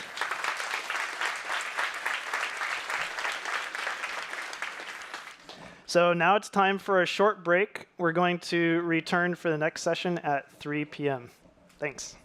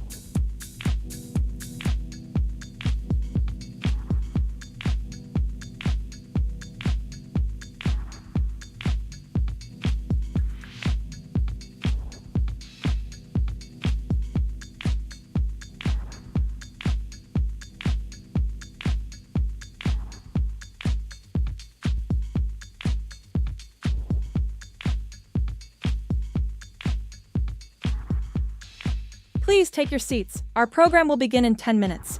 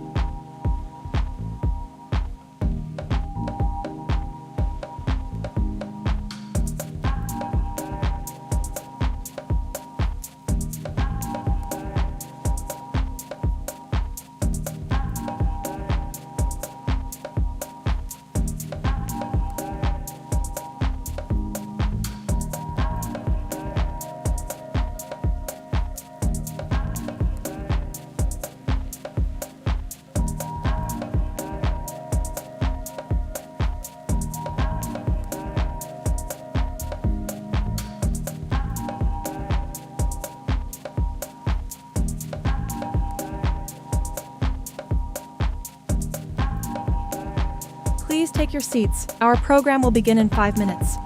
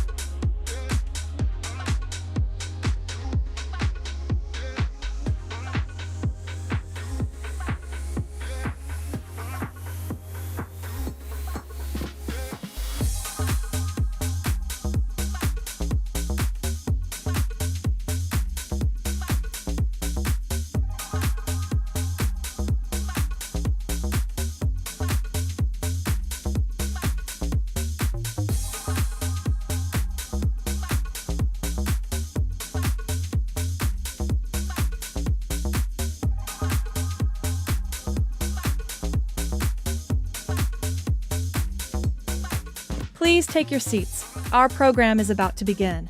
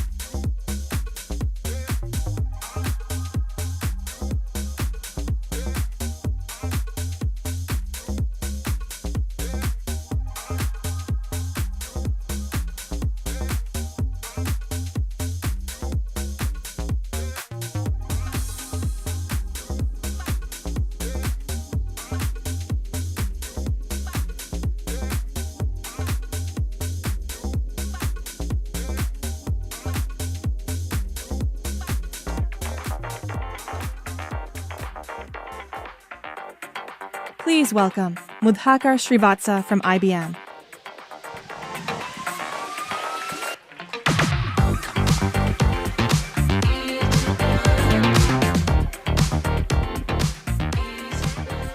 All right.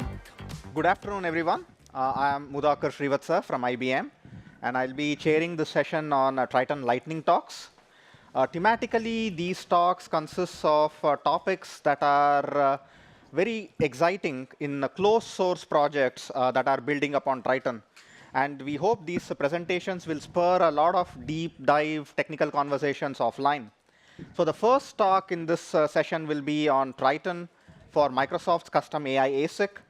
Ian Baer will be giving this talk. Thank you. Oh.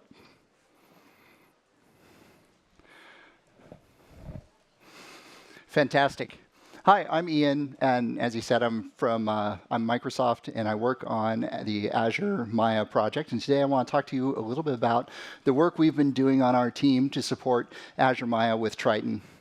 So the first slide you can see here is the Azure MAIA in a testing facility. You can see the sidekicks on one side, Azure MAIA, some networking equipment at the top, and the cooling conduits that go outside because, of course, the device is liquid cooled.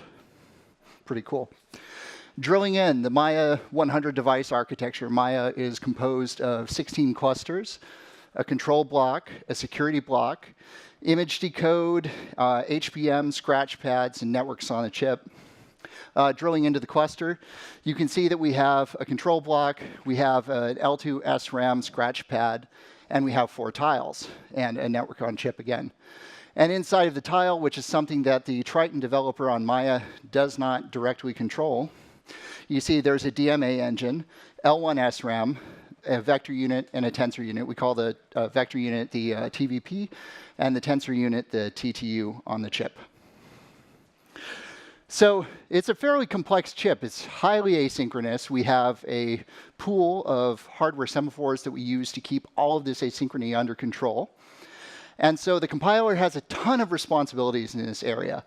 So the first thing that the compiler really has to do is split the cluster work up among the 4 tiles I was talking about before and optimize its tile performance. So one of the first things that we decided to do when bringing Triton to Azure MAIA was we decided that we were going to bind the PID to a cluster on the device. And that was going to be the way that you were going to address your program IDs. And next, the compiler is completely in charge of injecting semaphores where they need to be injected and managing this pool of shared semaphores, this hardware pool. And finally, well, almost finally, data movement between all of the software scratch pads that I showed earlier is completely controlled, again, by the compiler. There is no hardware support for you here. These scratch pads are entirely controlled by software. So you can imagine it would be a huge source of bugs, and it's a huge source of inefficiency if a developer is having to manage this on their own. And we're getting some really good performance out of this. As you can see, this is very preliminary. And you have to trust me that on the y-axis, it's basically a measure of efficiency on the chip. Currently, for matmols, for Mistral 7B, our compiled kernels are meeting or exceeding the performance of most of the handwritten kernels implemented in our in-house C++ framework for MAIA, which is really, really cool and huge for the team. As a matter of fact, the team's here today, and I'd like to give you guys kudos for doing something so cool. And finally, a big thank you to everyone. We are hiring fully remote roles, both at the junior and senior levels. Send your CVs to triton@microsoft.com if you're interested in joining this team, which is showing some standout results. Thank you. And my friend Jonathan from AWS is up next. Thank you. That was great. Thank you. Hi, I'm Jonathan Henson. I'm from AWS. I'm a tech lead on the Neuron kernel interface, which we'll be talking about here. So let's get started. At AWS, we've built the Trainium and Inferentia instance families for Amazon EC2, purpose-built for accelerating deep learning workloads. And these are powerful and innovative chips, and they can be used from your PyTorch or your JAX or your TensorFlow models. And you simply take the model, you run it. If you're on one of these instance types, boom, it uses Neuron devices, and you are off and running.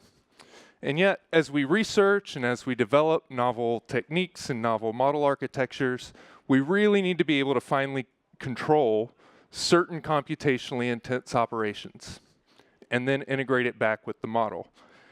And we needed a language to express this in. So what about the Neuron device needs a special language to express things in? Well, we have a blowout here of the Trainium instance with a single Neuron device on it. And as you can see, it is 2 cores with 2 HBM stacks, 1 for each core, a total of 32 gigabytes and 820 gigabytes a second.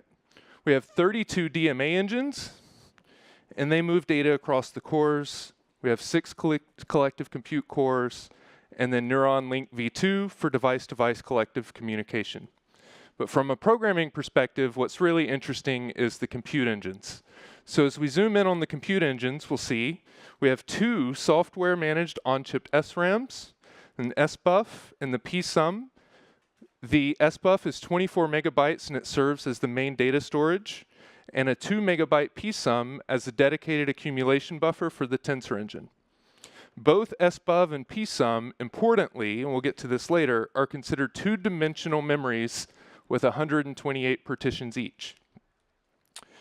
The tensor engine, specifically designed to accelerate matrix multiplications, as well as the other operations built on matrix multiplications, such as rotations and convolutions.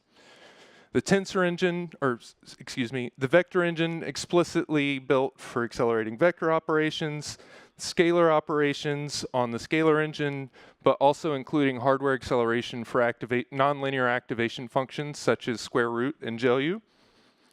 We have a general purpose GPSIMD engine, which can be programmed with custom ops, but can also be used from within the compiler or emitted as well. And while we can successfully take models from PyTorch or other frameworks, compile them, and optimally use the hardware, the research is moving at such a pace, and as is the chip design, as we've seen this week, to fully realize the wins of running these models on these machines and innovating with them, we really need to be able to program it directly and integrate that back into our model. And the natural starting point for us was Triton, because at the hardware level, Neuron Core's tensorized memory access enables efficient reading and writing of multidimensional arrays on a per instruction basis. And this really makes tile-based programming highly suitable for programming a neuron device on the Neuron Core instruction set, and because it also operates on tiles fundamentally, and our programming model also uses a load, compute, and store idiom, and our customers are used to NumPy style index and slicing syntax in their current models today. And so in addition to the language constructs inspired from Triton, we also needed to specialize the language to fully express the neuron ISA capabilities and the slight differences in memory patterns, which we could talk about later. And so we built the neuron kernel interface. And namely, it exposes the NICI ISA API, and this allows users to finally control the instructions that are used to implement the kernel, and it's integrated with the types from NICI language. And in addition,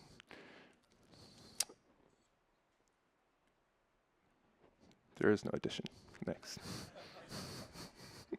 And so we've already seen great success with this internally with our own deployments. So for example, with flash attention, using it to load keys and queries and values once, and then fusing the operations and writes back together, we gained over a 2.5% improvement in latency using NICI versus the compiled XLA graph generated from Torch Autograd. And we also have had experience doing this with Mamba, a new state space model architecture designed around modern accelerator capabilities, and we run this for our own production models today. And so this is available in the latest Neuron SDK release. It's integrated with JAX and PyTorch and TensorFlow. You can launch it and run it on Amazon EC2 in seconds. We've also open sourced many of the kernels that we use internally in the Neuron compiler and are being used in production models today on GitHub. We have the link up here, and we have documentation in GitHub and the AWS docs as well. And so please come join us, and let's see the ways we can innovate our deep learning models. Thank you. And next, we have Muthu from Qualcomm. Thank you, Jonathan. Hello, everyone. I'm Muthu Bhaskaran from Qualcomm. I'll be talking about what my team is up to in the Triton space. Largely, my team is focused on developing a software ecosystem that leverages the latest developments in AI software domain and use that efficiently for mapping AI workloads on, for inference on cloud as well as edge AI that is built using our Hexagon NPUs.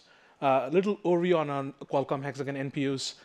It's a 4-way multi-threaded VLIW processor with vector extensions, vector registers, dedicated scratchpad memory. It also has specialized tensor units for performing efficient matrix operations. So coming to the Triton workflow, we have been developing an MLIR-based compiler toolchain that can take in inputs in the MLIR lineage IR form and lower them to LVMIR all the way to Hexagon assembly code that can be run on our Hexagon NPUs. Now, we extended this MLIR-based workflow by plugging in the Triton to lineage converter provided by the Triton shared middle layer that was built by Microsoft and that is being adapted by the community. That way, we have the end-to-end Triton to LVMIR to Hexagon pipeline. The overall approach is that we want to leverage the upstream Triton and MLIR developments and build our downstream target-specific optimizations to enhance the optimized workflow on our targets. The key piece in this end-to-end pipeline is the Hexagon dialect. So this dialect handles the key optimizations that are needed for our target. Multi-core parallelism, multi-threaded parallelism, vectorization, fusion, mapping to tensor units, various kinds of memory optimizations, and many more. We are not feature complete yet. It's a still work in progress product. And we are trying to basically extend our workflow and build new features such that we can show more workloads end-to-end and show good results. The initial results look really promising. For some of the core element-wise kernels, we can get up to like the compiler-generated code is up to like 80% of the hand-optimized code. It's a good starting point. And as the features get complete and as the end-to-end pipeline is finished, we want to publish and open source our backend to the community.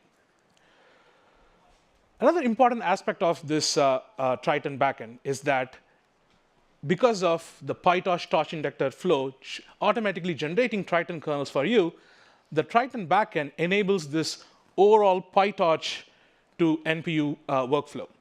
PyTorch automatically generating Triton kernels, and those getting inputted into our Triton hexagon compiler enables us to map full PyTorch models. And we are developing tools that can make this end-to-end workflow seamlessly work in a Python environment, a developer-friendly Python environment. So we are not only focusing on the end-to-end pipeline and the features, but also more productive environment to use our tools. I'm happy to stick around and in the speaker hour later to answer any questions and to have more discussions and talk more about our work. Thank you. I'm also happy to welcome the next speakers, Thomas from OpenAI and Pradeep from NVIDIA. Thank you. Hey, everyone. I'm Pradeep. I'm joined by Thomas from OpenAI, and we are super excited to talk about Triton on Blackwell architecture. For those who don't know what Blackwell is NVIDIA's latest data center scale architecture, which is meant to push the boundaries of Gen AI and accelerated computing in general. So as a start, we'll first go into the compute innovations that happened as a part of the Blackwell GPU architecture itself. And then we'll move on to some of the awesome work that we've been doing with OpenAI as a part of the collaboration on Blackwell, and then some plans looking ahead in terms of what we have in store. So what is Blackwell? So the picture that you see is a shot of 2 Blackwell GPUs and 1 Grace CPU that's there. So the Blackwell GPU is our largest GPU that we've ever built. And it is built with the goal of bringing real-time generative AI performance on trillion-plus parameter models with scalability and efficiency as primary goals. So with that said, Blackwell also offers a lot of innovations in terms of improving your scalability thanks to the 5th generation NVLink, which is super fast. It's about 1.8 terabytes per second. And we also have improvements at scalability for the reliability due to the RAS engine that's built in. And also now with the new decompression engine, you have better C2C bandwidth as a result of communication happening between the Grace CPU and the Blackwell GPUs themselves. So let's talk some numbers. Like to give you perspectives on how big Blackwell is 2.5 times the size of Hopper. Like if you thought Hopper was big, Blackwell is massive. It's built using 208 billion transistors, and it's built on TSMC 4 nanometer custom optimized for NVIDIA, of course. And the result of it is that you get colossal performance, which is essentially Moore's law is no longer providing you free lunch. So by attaching 2 Blackwell dice together using a custom interface, which is super high bandwidth, you get a net result of over 20 petaflops of FP4 AI performance.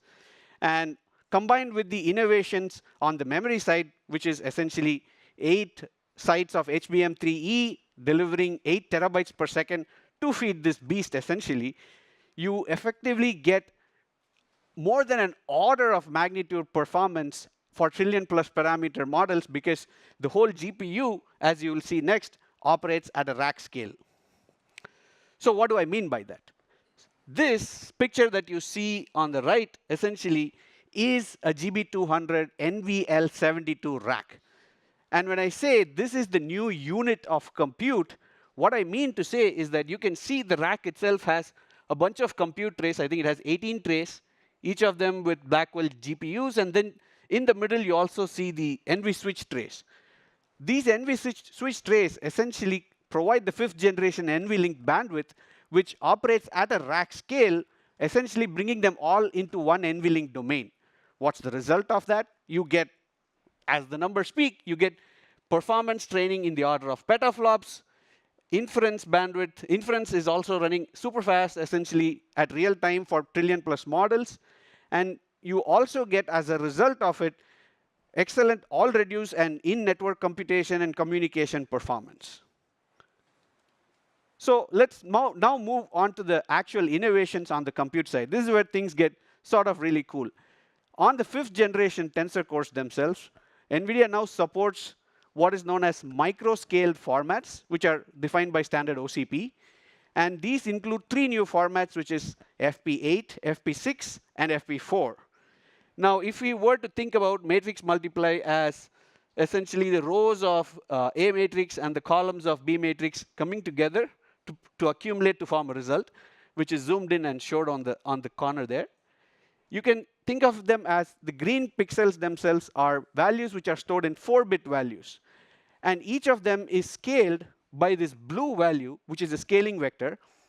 And even though the layout is sort of fixed between how many elements are scaled by what value, the benefit is that the dynamic range of the values that can be expressed in 4-bit is massively expanded because of this per element scaling. So as a result, what do we get?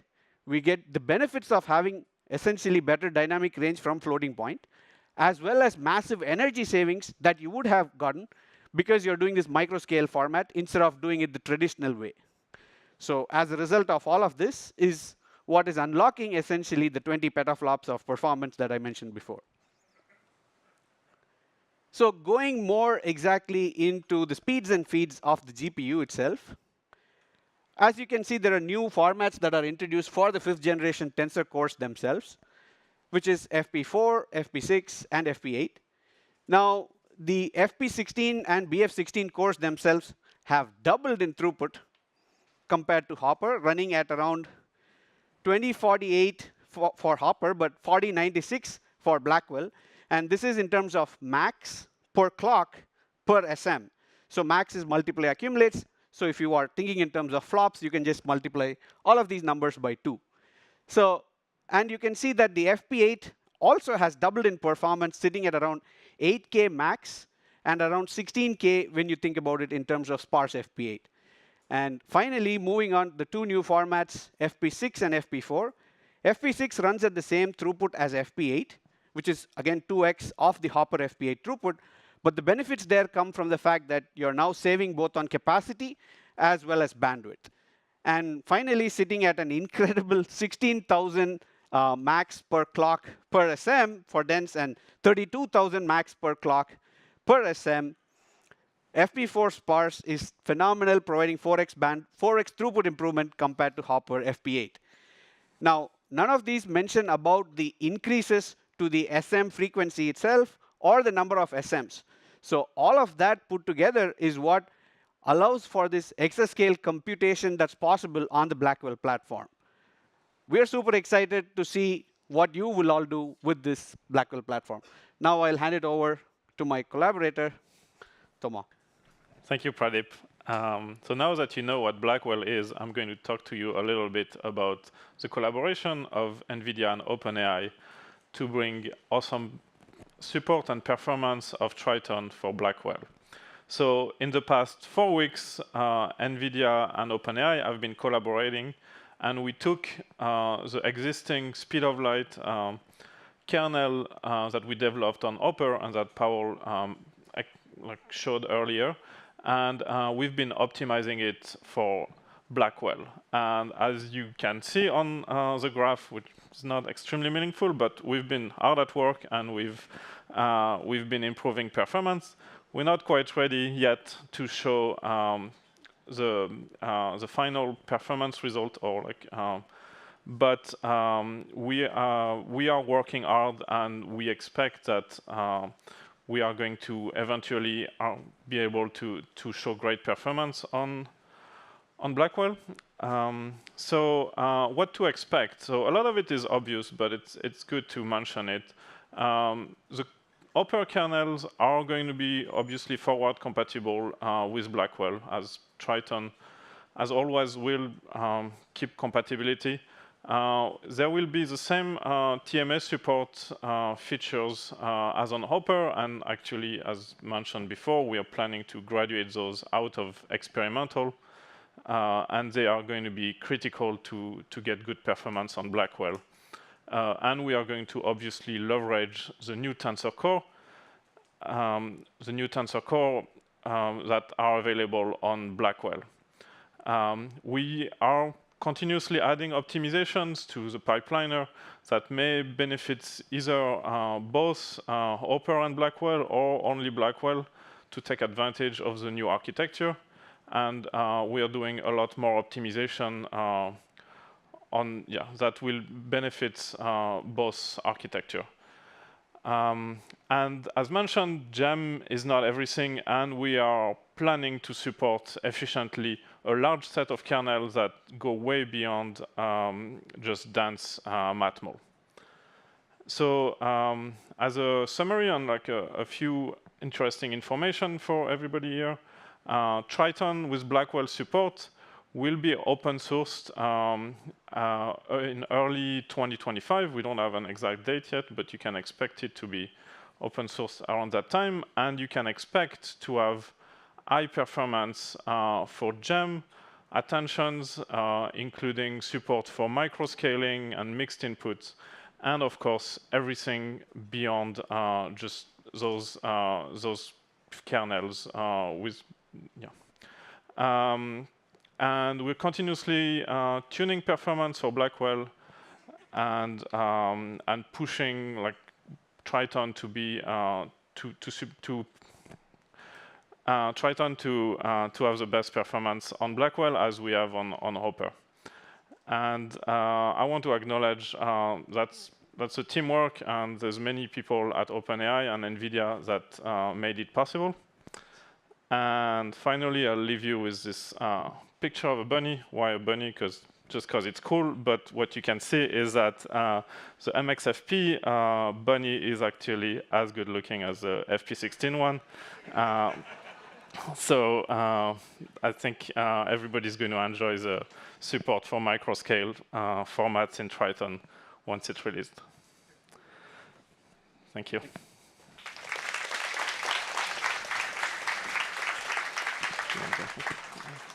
Right, let's quickly thank all the speakers once again.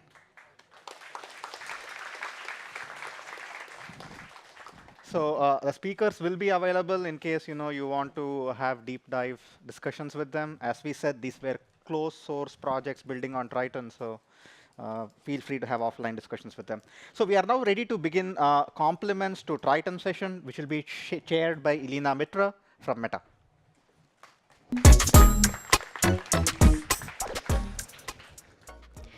Good afternoon, everyone. My name is Elena, and I'm from Meta's AI Acceleration Org. And today I will be chairing the session on compliments to Triton. As Ajit pointed out earlier today, Triton is not always the best tool for the job.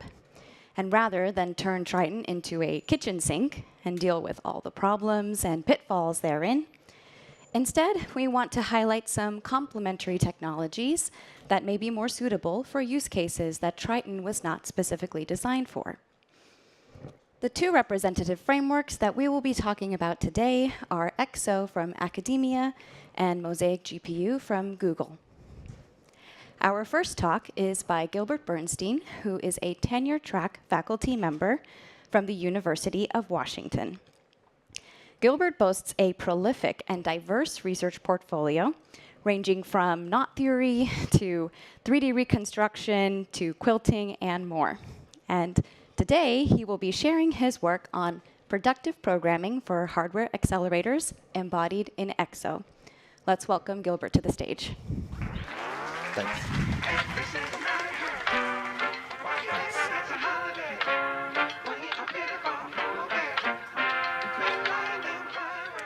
Hi, everyone. Thanks for having me here today. I'm going to be talking about our system XO, and sort of want to give you a bit, I come from academia, I'm supposed to inspire people more than build the software in some ways. So I want to convince you that we should be building power tools for performance engineers. So what do I mean by that? Well, If you're in the business of writing ultra-high performance code, you know that nothing beats trusty old assembly. It might take a while, but you can be sure it'll get the job done. Now, that's not to say you're a Luddite. Of course, you'll use fancy compilers, macros, templates, and any other cool new tool that'll help you work faster and smarter. Even so, there's a persistent myth that really fast languages, truly powerful tools, are powerful because they sacrifice safety. And I want to try to convince you that's just not true. As I've been illustrating here, modern woodworking power tools are chock full of safety features. Safety features that empower the woodworker to move faster without fear of injury or producing poor quality results. In fact, safety is the overwhelming cost for hardware designers, who are the most performance-conscious engineers in the entire computing industry. So in particular, I want to tell you about a research compiler I've been building with colleagues at the University of Washington and MIT called EXO. EXO is designed to help performance engineers quickly and safely write peak efficiency subroutines. So let's start by unpacking that. A lot of, if not most of the highest performance code in hardware today can be found in machine learning systems. The architecture for these systems usually looks something like this.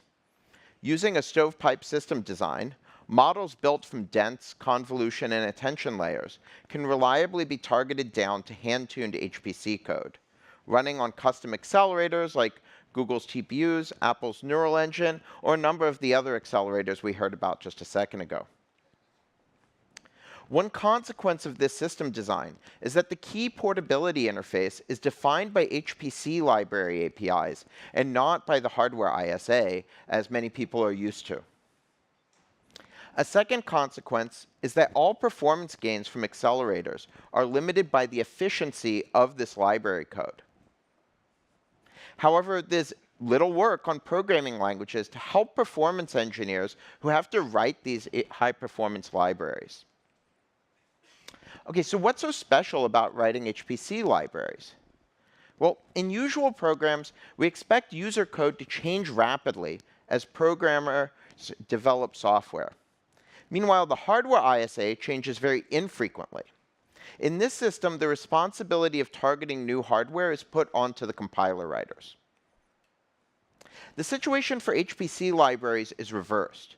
The specification of what programs should do, for example, BLOS or convolution, changes least frequently, even as hardware keeps getting updated. And even more frequently, performance engineers must constantly experiment with different ways of computing the same thing in order to find optimization opportunities. So the main approach in research, and in some parts of industry, has been to try to automate this optimization process. But full automation here would prevent performance engineers from doing their job, instead delegating it to compiler writers. Now, this sounds like a great thing if you're like a compiler writer, like many of you in the room are, I'm sure. But it's usually a losing cost-benefit proposition, because even modest gains in efficiency can save millions of dollars at scale. That's what these performance engineers are being paid to do, after all.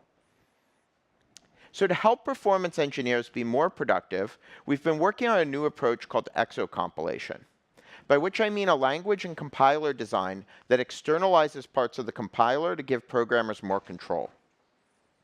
We call the particular exocompiler we developed EXO. It's an imperative procedural array language, basically a subset of C.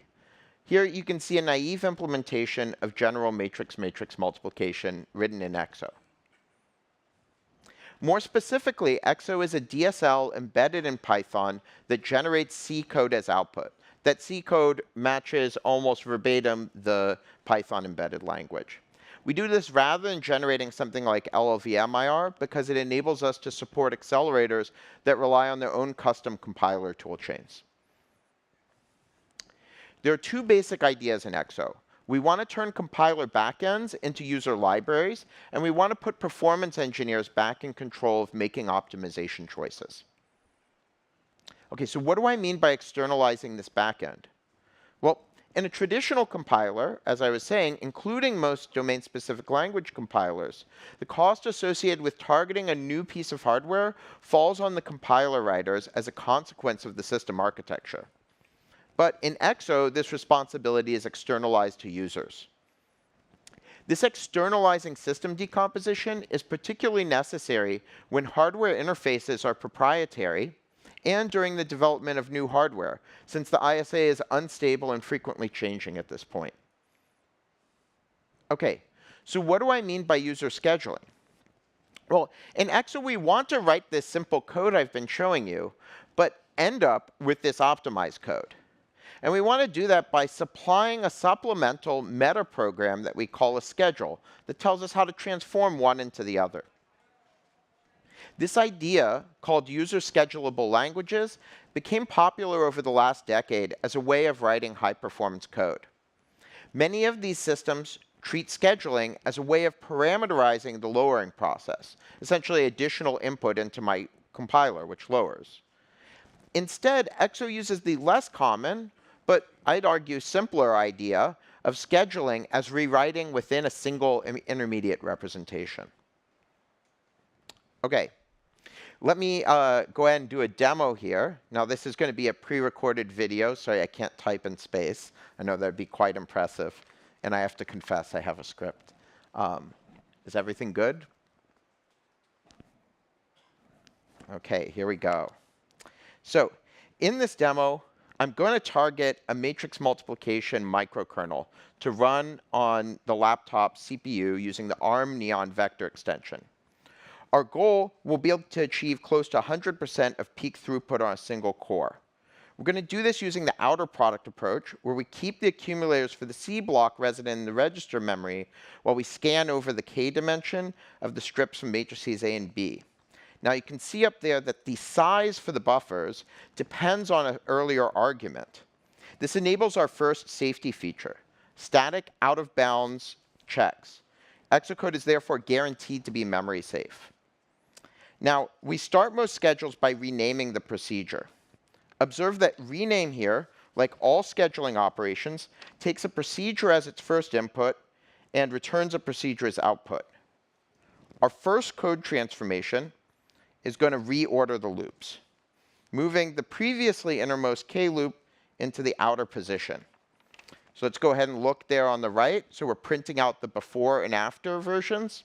And you can see the K loop starts on the inside and moves to the outside. OK, we do this by specifying with a pattern match where we want to apply the scheduling operation. OK, moving the K loop to the outside minimizes the lifetime of values loaded from the A and B buffers, consistent with our strategy. OK. Now let's go ahead and set up the accumulators for the C buffer. Rather than write directly into the C memory and DRAM, we're going to stage those values using the stage mem scheduling operation into a buffer that we're going to call C register. We say where to do that staging by specifying the find loop K, and then we say that we want to particularly stage the C buffer in the range 0 to 6 by 0 to 16. You can see the results on the right there. OK. In order to use this new intermediate buffer to model vector registers, we need to break the allocation up by the vector register width and change its memory type from DRAM to Neon, which you can see being done right here. Now, implementing these transforms by hand would have required us to write a lot of finicky index arithmetic code that XO has generated for us automatically. Because indexing math is a common source of subtle bugs, automating its generation eliminates that large class of bugs.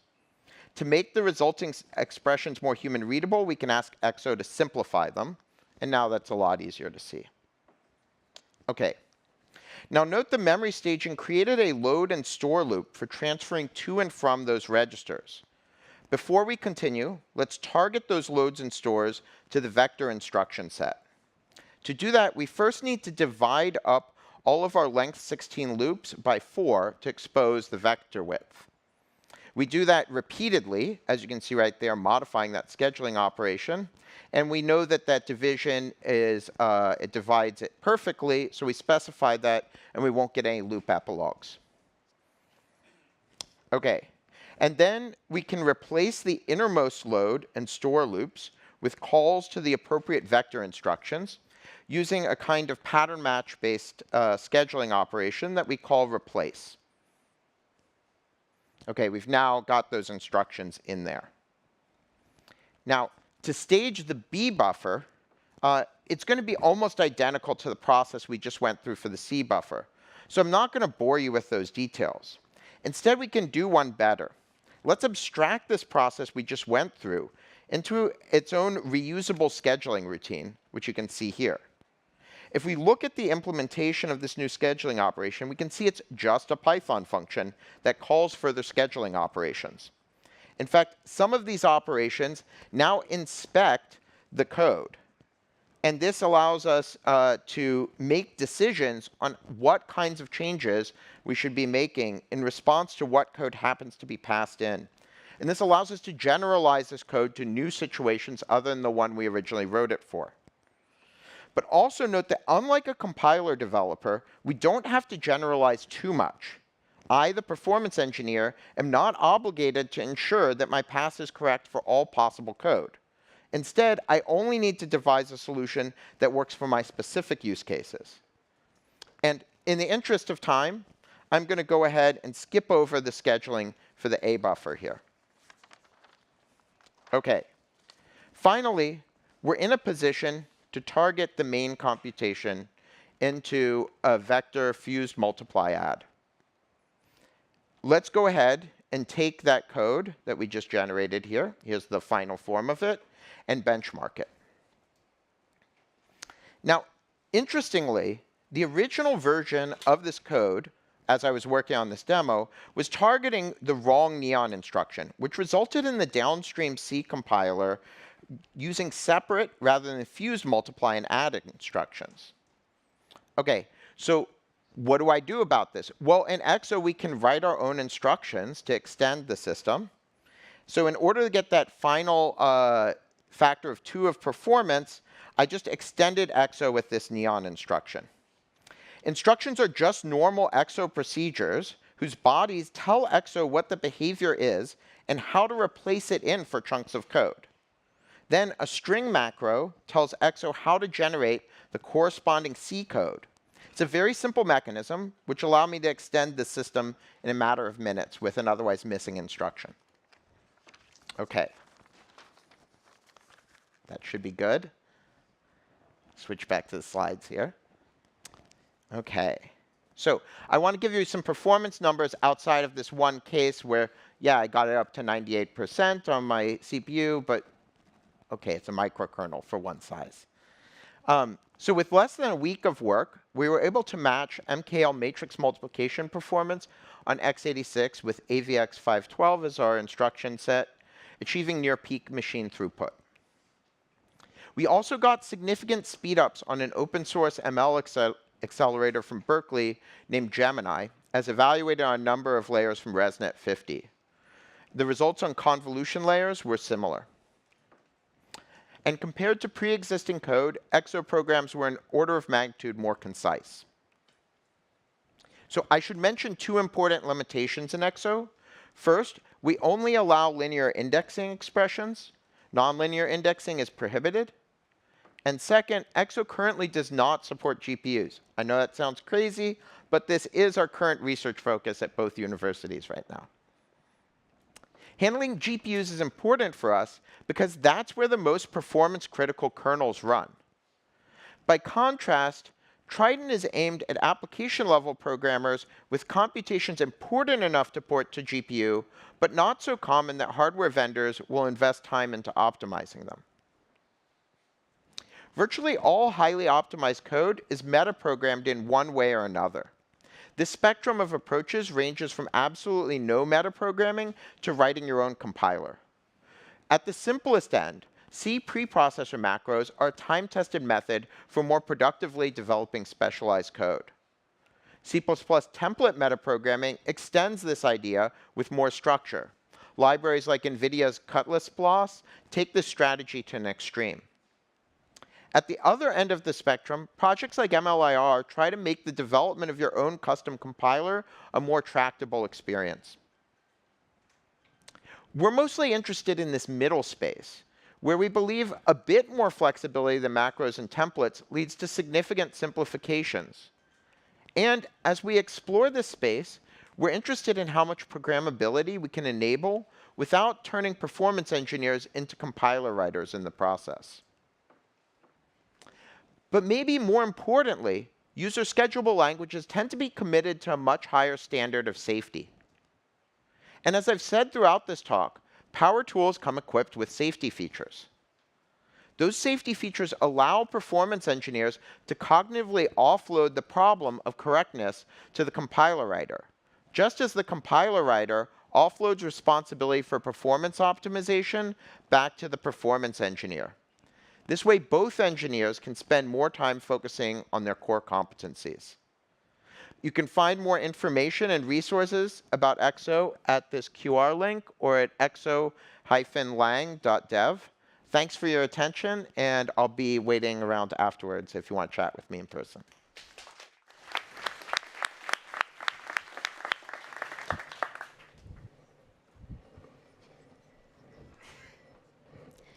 Thank you, Gilbert, for sharing this state-of-the-art academic work in kernel compilation.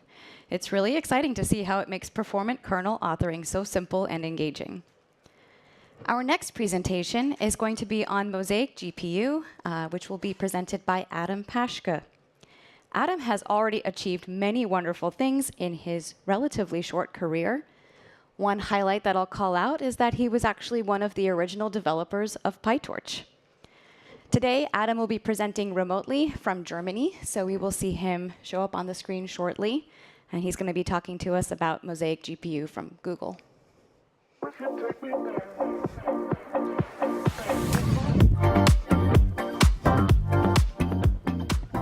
right. Can you hear me? Hopefully you can. Either way, yeah. Sorry I couldn't make it in person in the end, but yeah, you know, at least hopefully you can enjoy the talk this way. I hope this will be interesting to you. So yeah, today I basically want to tell you a little bit more about some of our most recent work on GPU code generation, which is on the Mosaic GPU, which is a DSL that we've been sort of designing for programming kernels primarily for Hopper and newer GPU architectures because they're quite different than what came before. So just to give you a brief motivation for why we even got started on this, you can imagine, I don't think this is the conference where I have to convince too many people that prepackaged libraries are not really a complete solution, right? It's great if it works, but as soon as you deviate slightly from an operation that they have, it's a huge performance cliff, right? So we want something that can bridge this gap somehow, because we can't reasonably expect to always be serviced by libraries. So we have compilers, we have Triton, right? So what's the problem? Well, the problem is that especially as we've seen in the recent years, the microarchitectures change quite a bit, and compilers, as you also saw in the previous talk, they take a lot of work, right? It takes a lot of time to actually adapt and develop the compiler to fully, take advantage of a new architecture that looks very different from the previous one. And so, then there are solutions that vendors provide, like for example, Cutlass, and Cutlass is a great library. But I personally, when I write kernels, metaprogramming is one of the primary features that I actually have to use. And to me, C++ metaprogramming basically doesn't fully cut it. It's not really entirely what I'm looking for. And Triton actually, sorry, not Triton, Python. Well, Triton also, but Python actually, serves this purpose quite a bit better. So yeah, in my opinion, we basically need a sort of better playground where we can, rapidly try out sort of low-level ideas, sort of see what the relative performance of different operations looks like. And then also, once we finally understand the microarchitecture, we might want to write at least a few sort of manual implementations, just so that we at least understand what the target is, what kind of code we would even want to generate from a compiler. And then the final motivation for us is we actually have a new sort of higher level DSL for kernel writing, which is called Palace. It is actually embedded in JAX, but one really interesting feature about it is that it can generate both TPU and GPU kernels, for example. On GPU, it uses Triton right now, But for Hopper and onward, we're also hoping to sort of integrate some of the learnings that we have here. And so we're also trying to sort of integrate this prototype and this DSL that I will show you sort of in a second into Palace. Yeah, so before we jump into sort of a brief example that will show you roughly how this looks like, I want to quickly talk about the current design. As you probably expected from what I said just a moment ago, it is integrated into JAX. It's sort of bundled with JAX, as you will see later. It's heavily MLIR based. It uses a lot of MLIR tools, and it particularly reuses the sort of Python embedding. So it's a tracing DSL, which makes meta programming really easy, which is important. It's a sort of very small, purely Python pretty much library. It's under 4,000 lines of code, so you should be able to just sort of jump into it and hopefully, get a reasonable sense and be able to, navigate it and even understand what it does. The core abstraction is that roughly a single warp group, so 128 threads. This roughly corresponds in the hardware to a single SM on a GPU. A width of threads that corresponds to a single mosaic thread. And essentially, it provides you sort of lots of warp group level helpers for dealing with arrays started over registers and stuff like that, and WGMMA and all that stuff. But yeah, low-level programming should always be accessible, as I said. Like, we don't expect the helpers will satisfy every single need. If you want to, you can pretty much literally drop down to thread-level code or even stick inline PTX into the kernel, and that is sort of fine. That is the goal, that you should be able to pretty much, drop down to this level if needed, but, hopefully it should not be needed. Okay, so I just want to sort of run through a few different examples just to show you how we are thinking of exposing some of the Hopper features in this particular DSL. So the way this looks like is sort of the top level function you use to actually compile this is just sGPU kernel. The argument you give to it is actually a function that sort of defines the body of the kernel. We'll talk about this in a second. And then just the grid shape, block shape, and sort of the specification for the shapes and D types of the inputs and outputs of the kernel. And then the actual kernel function, I guess it's a little context, we'll talk about this later. And then it just gets a splatted sort of set of references to, two operands and the output in global memory. Here you can see we use the sort of utility to actually load, load from global memory into registers. And again, it is a fragmented array in that, it actually partitions the array over registers according to some layout. Then we add those two values and we store it into the output. As you can see, we don't just say load and store, as you might expect, for example, from Triton. And that's because there's no actual compiler. It's more of like a sort of language that actually just expands to this. You need to say what kind of layout you want to load from and what kind of layout, what kind of memory format you expect the output to be in. So it's a little bit more verbose, but you also get quite a bit more control thanks to this. Okay, but that was not super interesting. The grid was just a single block, so nothing really complicated was happening here. So, now let's move to multi-block kernels. The grid has 2 blocks now. Not a huge thing, but, this is just an example. So what we need to do is, here you can see sort of some of the MLIR bits poking out, where we actually query the sort of block ID along the X dimension and multiply it by 64. And this is quite a lot to spell out. I will tell you, as soon as you write bigger kernels, it gets a little worse, which is also partly why we're trying to integrate this into Palace, simply because a lot of the spoilerplate will go away. But yeah, either way, if you compute this sort of start offset, you just say, yeah, we will be slicing off from this offset always 64 elements, and then we use helpers to essentially extract, the sort of subset of inputs and the output that corresponds to sort of the elements that this given block is supposed to handle. And I should say that those references are really multidimensional references. In MLIR parlance, those would be memrefs. And so no pointer arithmetic would be required. You can also specify a tuple of slices that, for example, corresponds, has the length up to the rank of the reference, and there's no pointer arithmetic required. It will all be done for you essentially in the lowering process, which helps quite a bit. Okay, we finally get to see some Hopper features, right? This was still a basic kernel, nothing really beyond the standard GPU programming model. Now let's look at how TMA works. So what changes here? All of the arguments stayed the same. Only the last line changed. And this last argument, which previously was just an empty tuple, here this corresponds to sort of the set of allocations in shared memory you can also request from the kernel language. So in particular, we will request 3 shared memory buffers, which will be sort of our targets or sources for the TMA instructions, and then barriers, 2 for the inputs. And then the last parameter for the kernel function corresponds exactly to the structure of those allocations. So you can see we requested 3 slices, so we unpack them here, and then those barriers, which you get here. And everything you have, the only thing you have to do to actually run a TMA is you just run this async copy. You specify the source and the destination references, the barrier, and the slice you want to copy. We await those 2 copies, and then we do the copy in the reverse direction. Here you can see some of the low-level bits of the sort of GPU programming model also poking out through the DSL.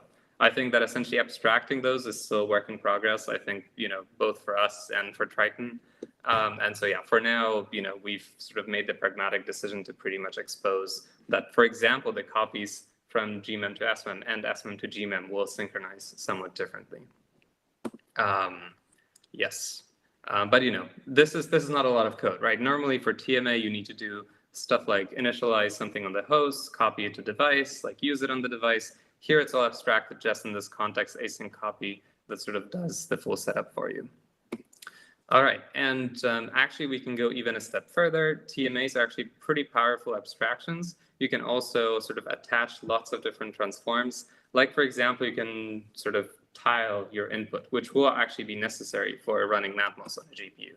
In particular, here we say, as we're running the async copy sort of on the fly, we will also sort of transpose and split up some of our array dimensions into 64 by 64 tiles. So if the input was 128 by 128, now those inputs will actually be, now those sort of shared memory buffers actually will reshape them. So we will reinterpret this input as being 2 by 2 by 64 by 64, right? So we will split it into 4 quadrants, each one of which is 64 by 64. And we also use swizzling for performance later.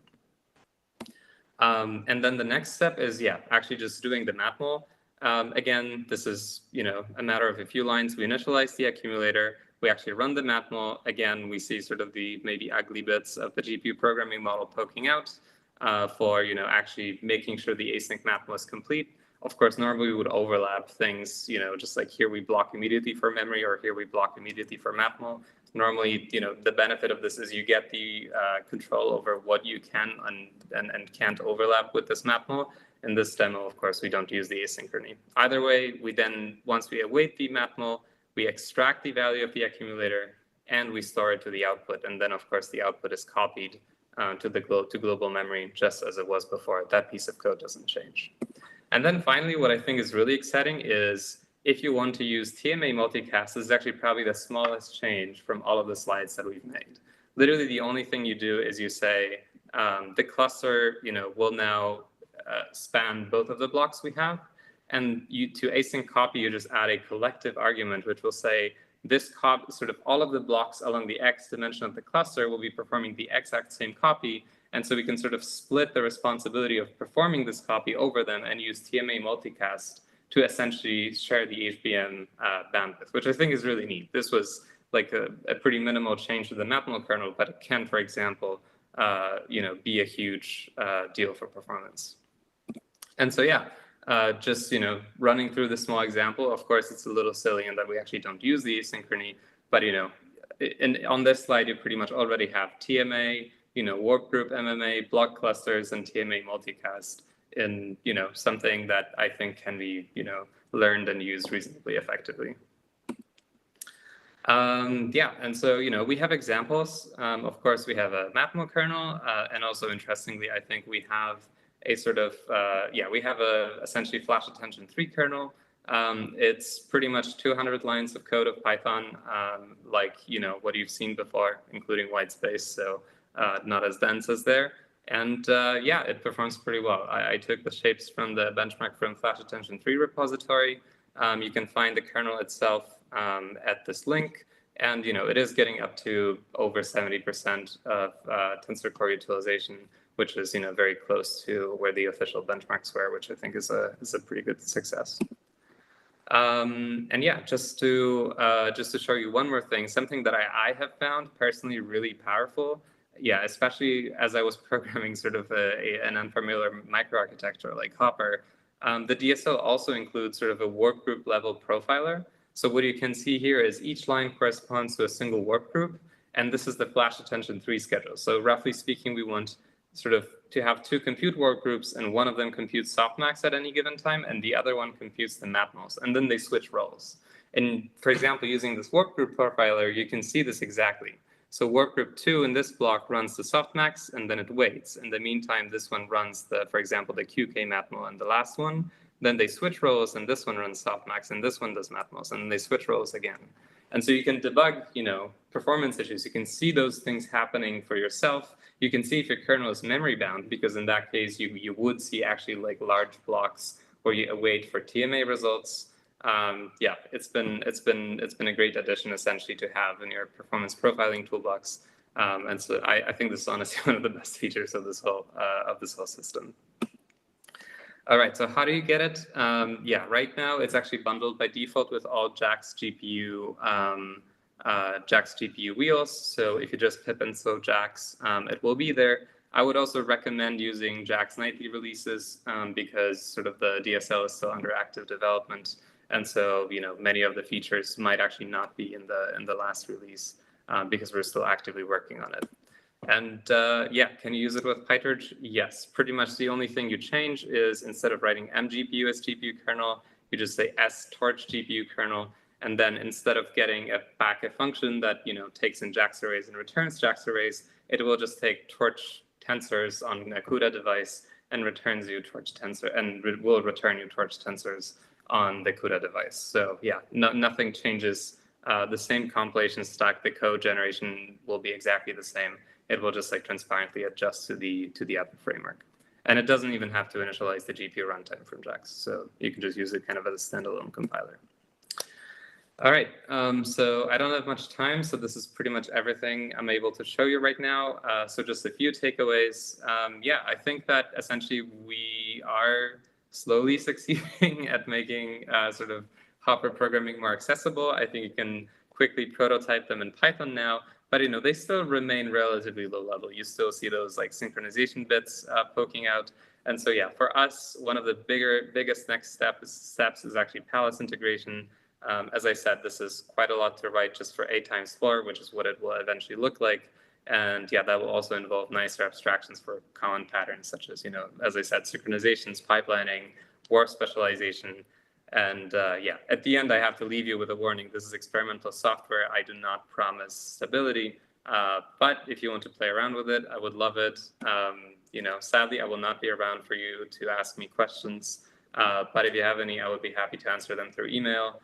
Or also feel free to just leave like open issues if you run into anything on the JAX repository, and I'll try to answer. So yeah, thanks for your attention.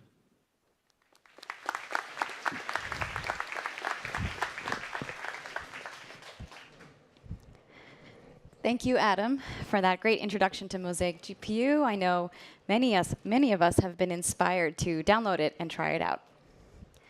All right, that concludes our compliments to Triton session. Let's give our speakers another round of applause.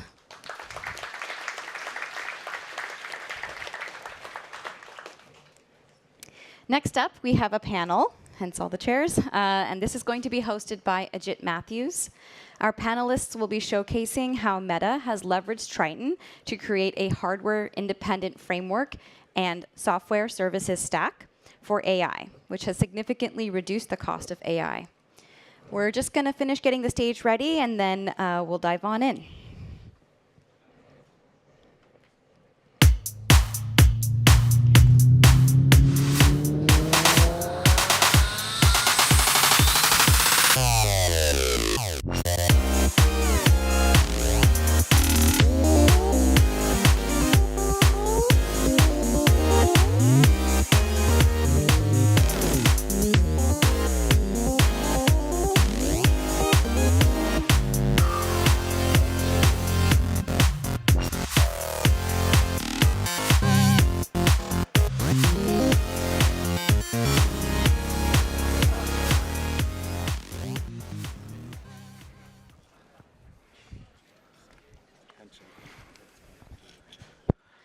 right. Can you all hear me? Phil, but he...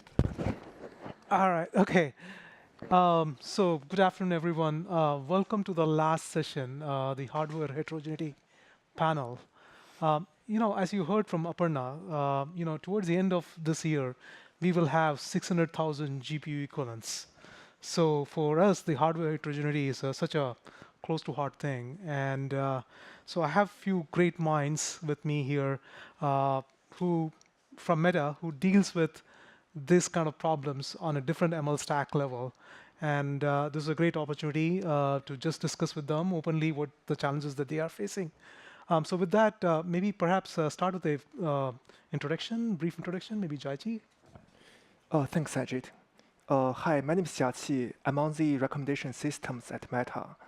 Now our job is to advance the ranking model architectures, the algorithms, general infrastructure and the feature you use, and we use them to help you find interesting, relevant, and informative content across Facebook and Instagram. So notably, we've had great success with prototyping and deploying new machine learning ideas using Triton. So Triton is using production, and we use Triton-based models to serve billions of user requests every single day. Hi, I'm Roman. I'm from the AI Acceleration org, and we are building the compiler for our in-house MTIA AI silicon. We experimented with different DSLs and approaches, but we converged on Triton because ML engineers just love it, and it's a good match for us. Jongsoo? Hey, I'm Jongsoo from AI Systems Co-design team. We sit in between hardware and software. And then one of the projects we are working on is next generation of MTIA beta training inference accelerators. And then I love Triton because it provides portability between the hardware. Hi, hello everyone. I'm Xiaodong from AI Infra team. Our team is in general responsible for the production AI training and inference at Meta. And I'm dealing with production reliability issues every day. Because Triton is so popular now, I want to talk about the implications of Triton to our production reliability. Thank you. So the way we have done this is we have questions of panels that came from the Triton community.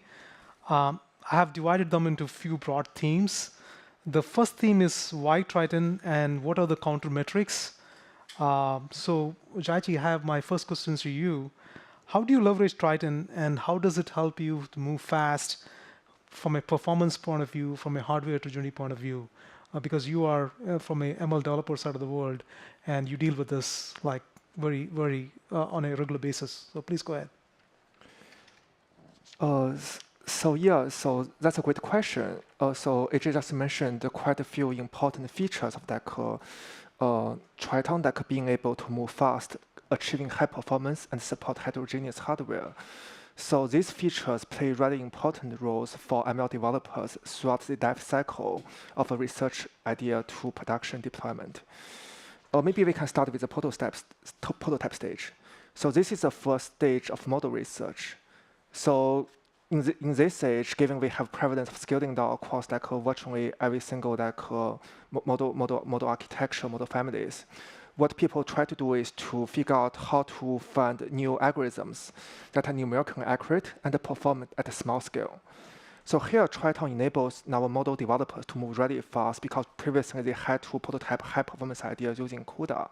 Now they can to write the similar code but achieve similar performance much faster with shorter development cycles using Triton.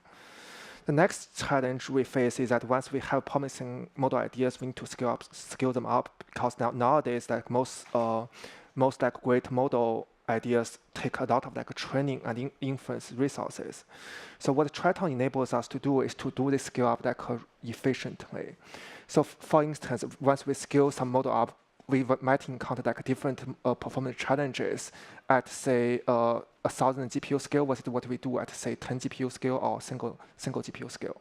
So for instance, we might need to deal with really down sequences along the range of say 10K or 100K.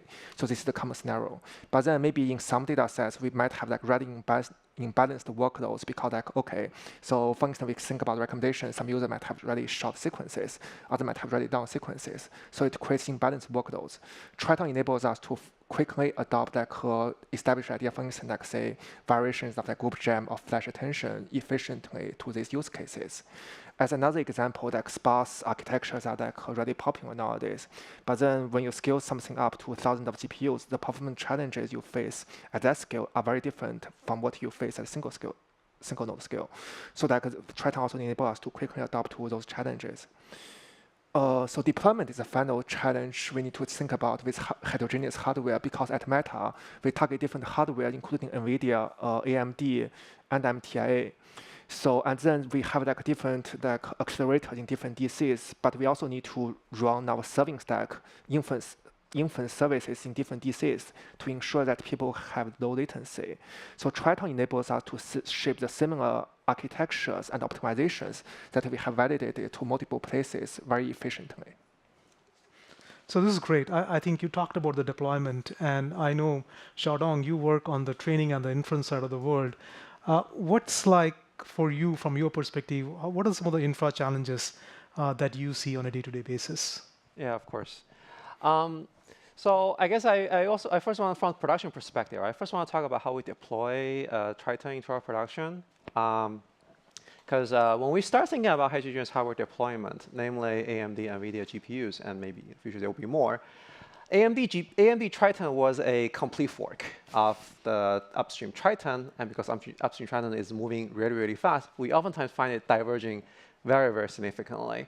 So Triton become a very, very nice option for our model developers to write the same kernel that can run on different GPUs. But it's the point infra guys were like, we had to deploy 2 separate copies of software.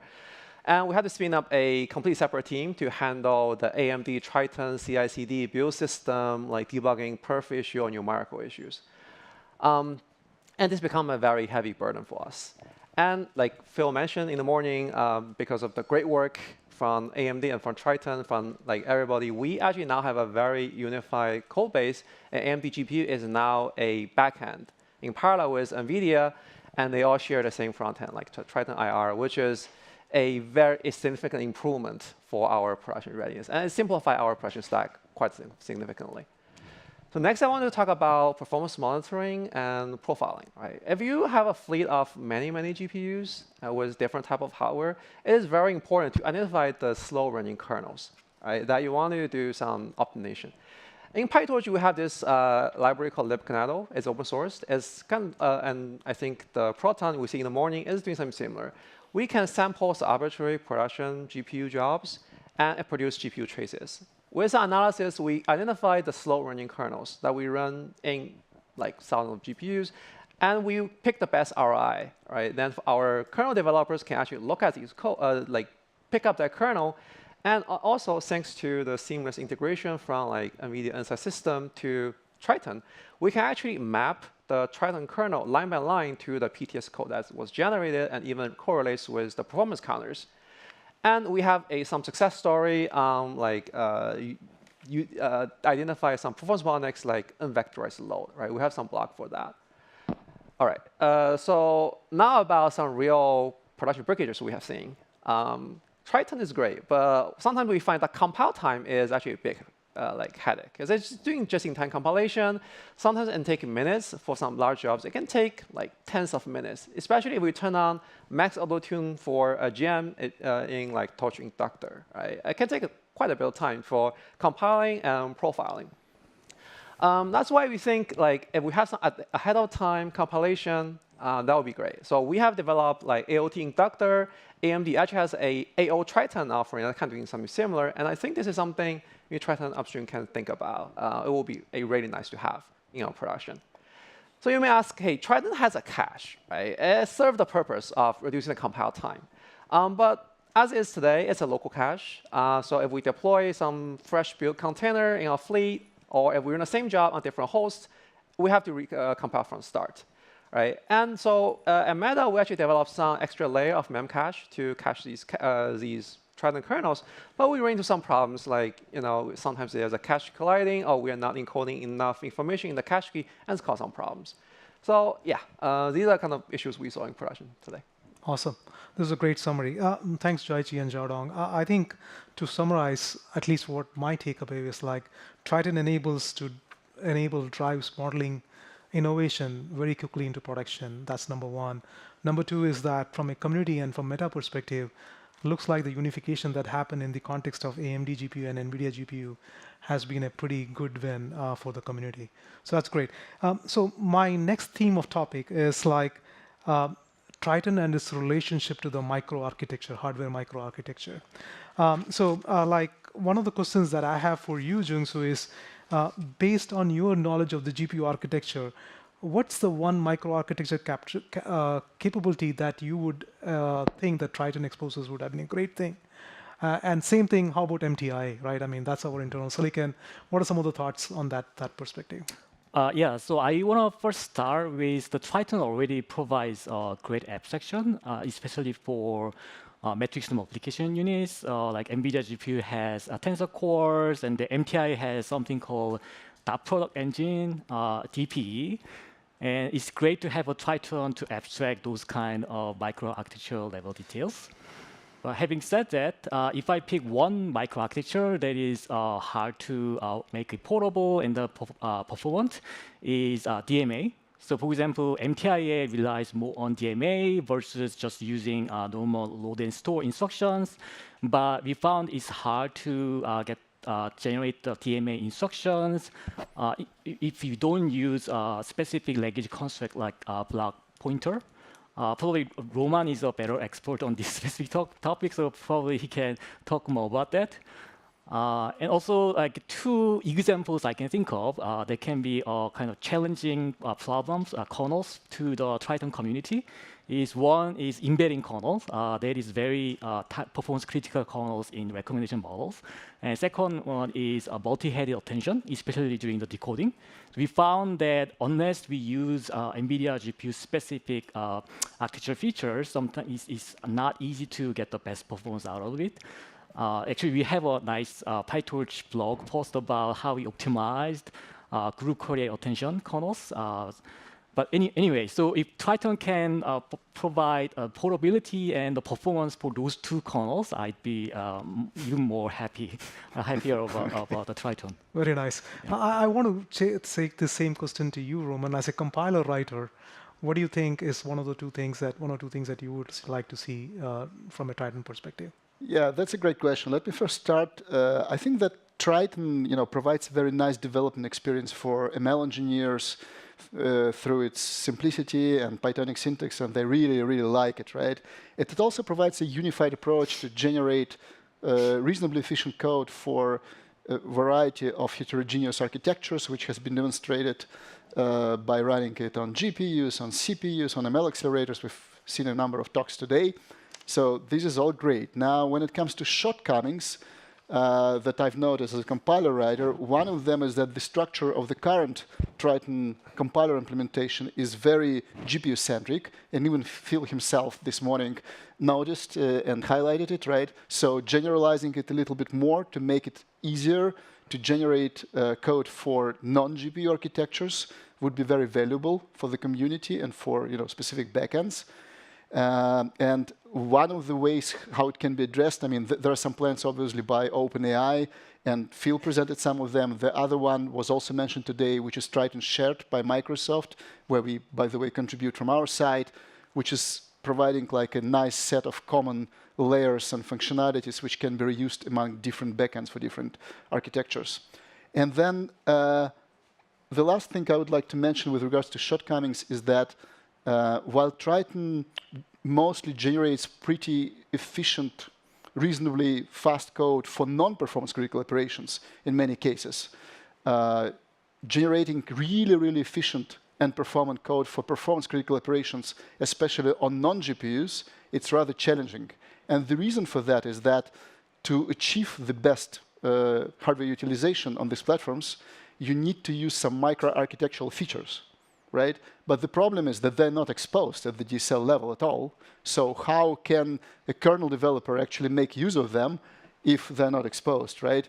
And so some examples of these features that were partially mentioned today in the previous sessions, but also maybe a couple of new that were not mentioned, for example, things like often you have an execution grid, and the topology of the grid may need to be known to write really performant kernels.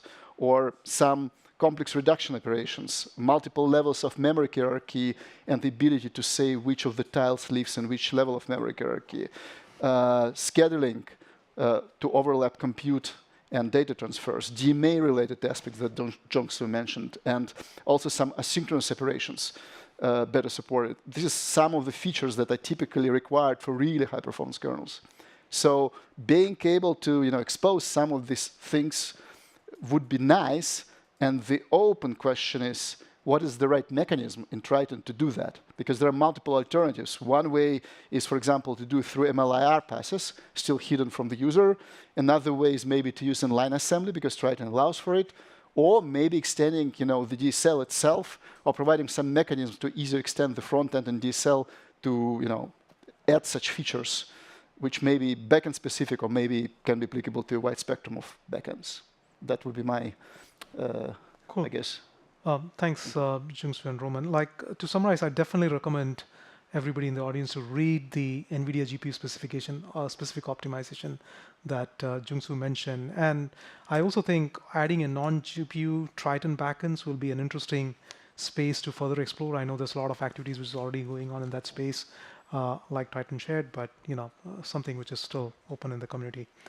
I want to now turn to a new theme, which is very soon million-scale GPU clusters. So Xiaodong, a lot of discussion on hardware heterogeneities with respect to programmability of single GPU. What do you think about the networking aspects? What do you see the compatibility performance challenges between the internode and intranode aspects? Yeah, thank you, Ajit.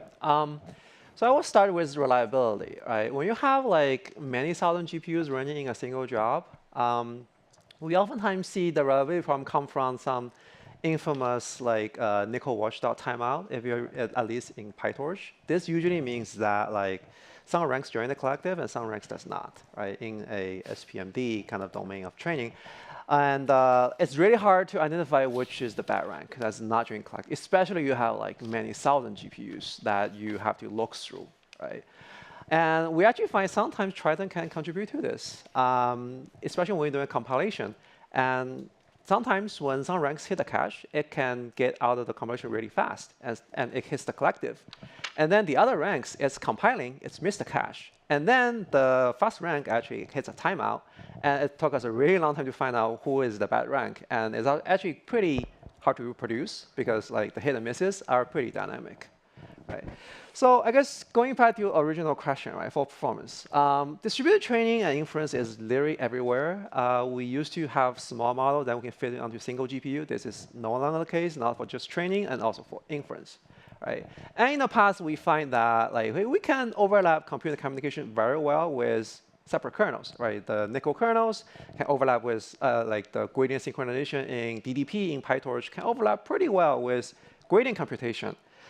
This is no longer the case, especially given the increased popularity of all the multi-dimensional parallelism. We have tensor parallelism, right? We have a gem followed by a OR-reduce. It has strict data dependency, and there's no overlapping possible with separate kernels, right? So today, most people write Triton in a single GPU, right? As far as I know, we have not seen people use Triton to program multi-GPU kernels. And to me, this is a big opportunity that get lost, especially for these, say, for example, the tensor parallelism. At MAIA, we have tried to use Cutlass to write a single kernel that can do a blockwise gem. And once the block of gem output is ready, we do a OR-reduce. And at the same time, we compute the next block of gem. So we can do a better overlapping between computer communication within a single kernel. And we've seen pretty good performance boost on our Llama models for Gen AI. And I think this is an area I think Triton can actually do better in the multi-GPU programming domain. Very, very good. I think this is one area that's still, again, a lot of work that need to be done in the context of parallelism, whether it's tensor parallelism, pipeline parallelism, and context parallelism. All of these things would be a very interesting area to be working from the Triton space. So our final theme is looking forward. And Jiaqi, I want to start with you. What do you think of Palace and XO as alternatives to Triton? So yeah, that's a great question. So at Meta, we primarily use Triton in our workflows. But before we talk about Pandas and Excel, maybe we can I can share some of my perspective of like why ML developers use these IRs in their workflows. Maybe taking one step back, if you think about it, there's a concept called hardware lottery. So there's a paper on this, I think, like 2 or 3 years ago.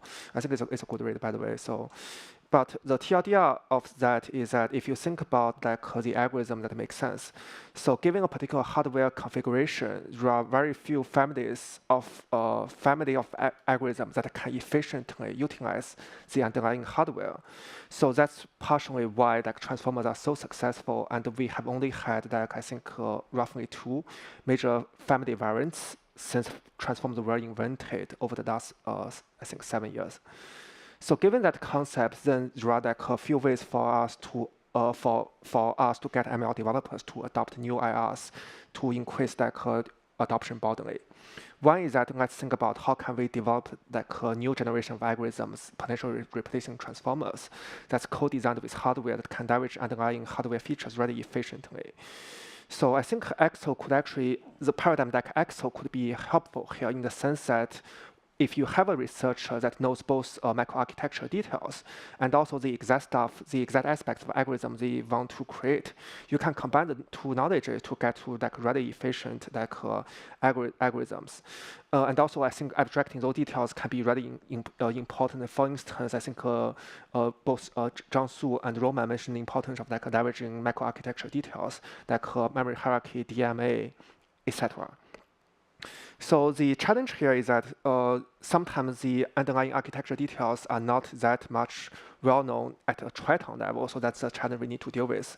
So we may need NVIDIA, for instance, to tell us more about how Blackwell works underneath the hood to make this approach more efficient.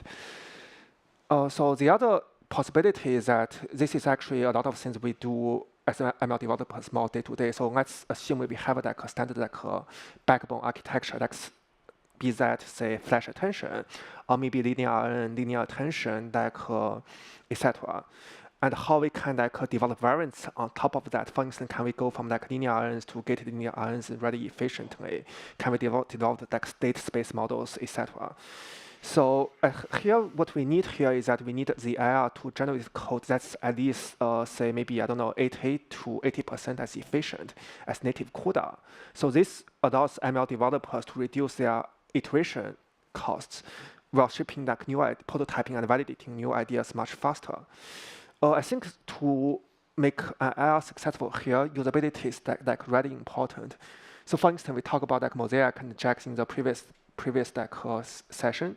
I think part of the reason that JAX is so successful is due to its adoption of like NumPy syntaxes for GPUs, and I think this is something that we can take a lesson from in future IRs.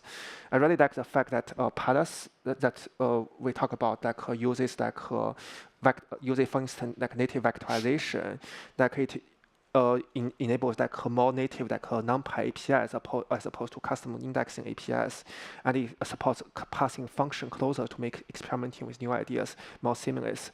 So I would also love to see more of such features in Excel and Triton. Nice, cool. I just want to, because I have this a question for you, Jongsoo. Like, from what you heard about the innovative AI architectures coming up, like the Blackwells, the Trainium we heard earlier today, what do you think will be the biggest challenge from a programming perspective? Yes, so I can talk about 2 challenges. The first one is numerics. So I'd expect more kind of subtle differences between different types of hardwares.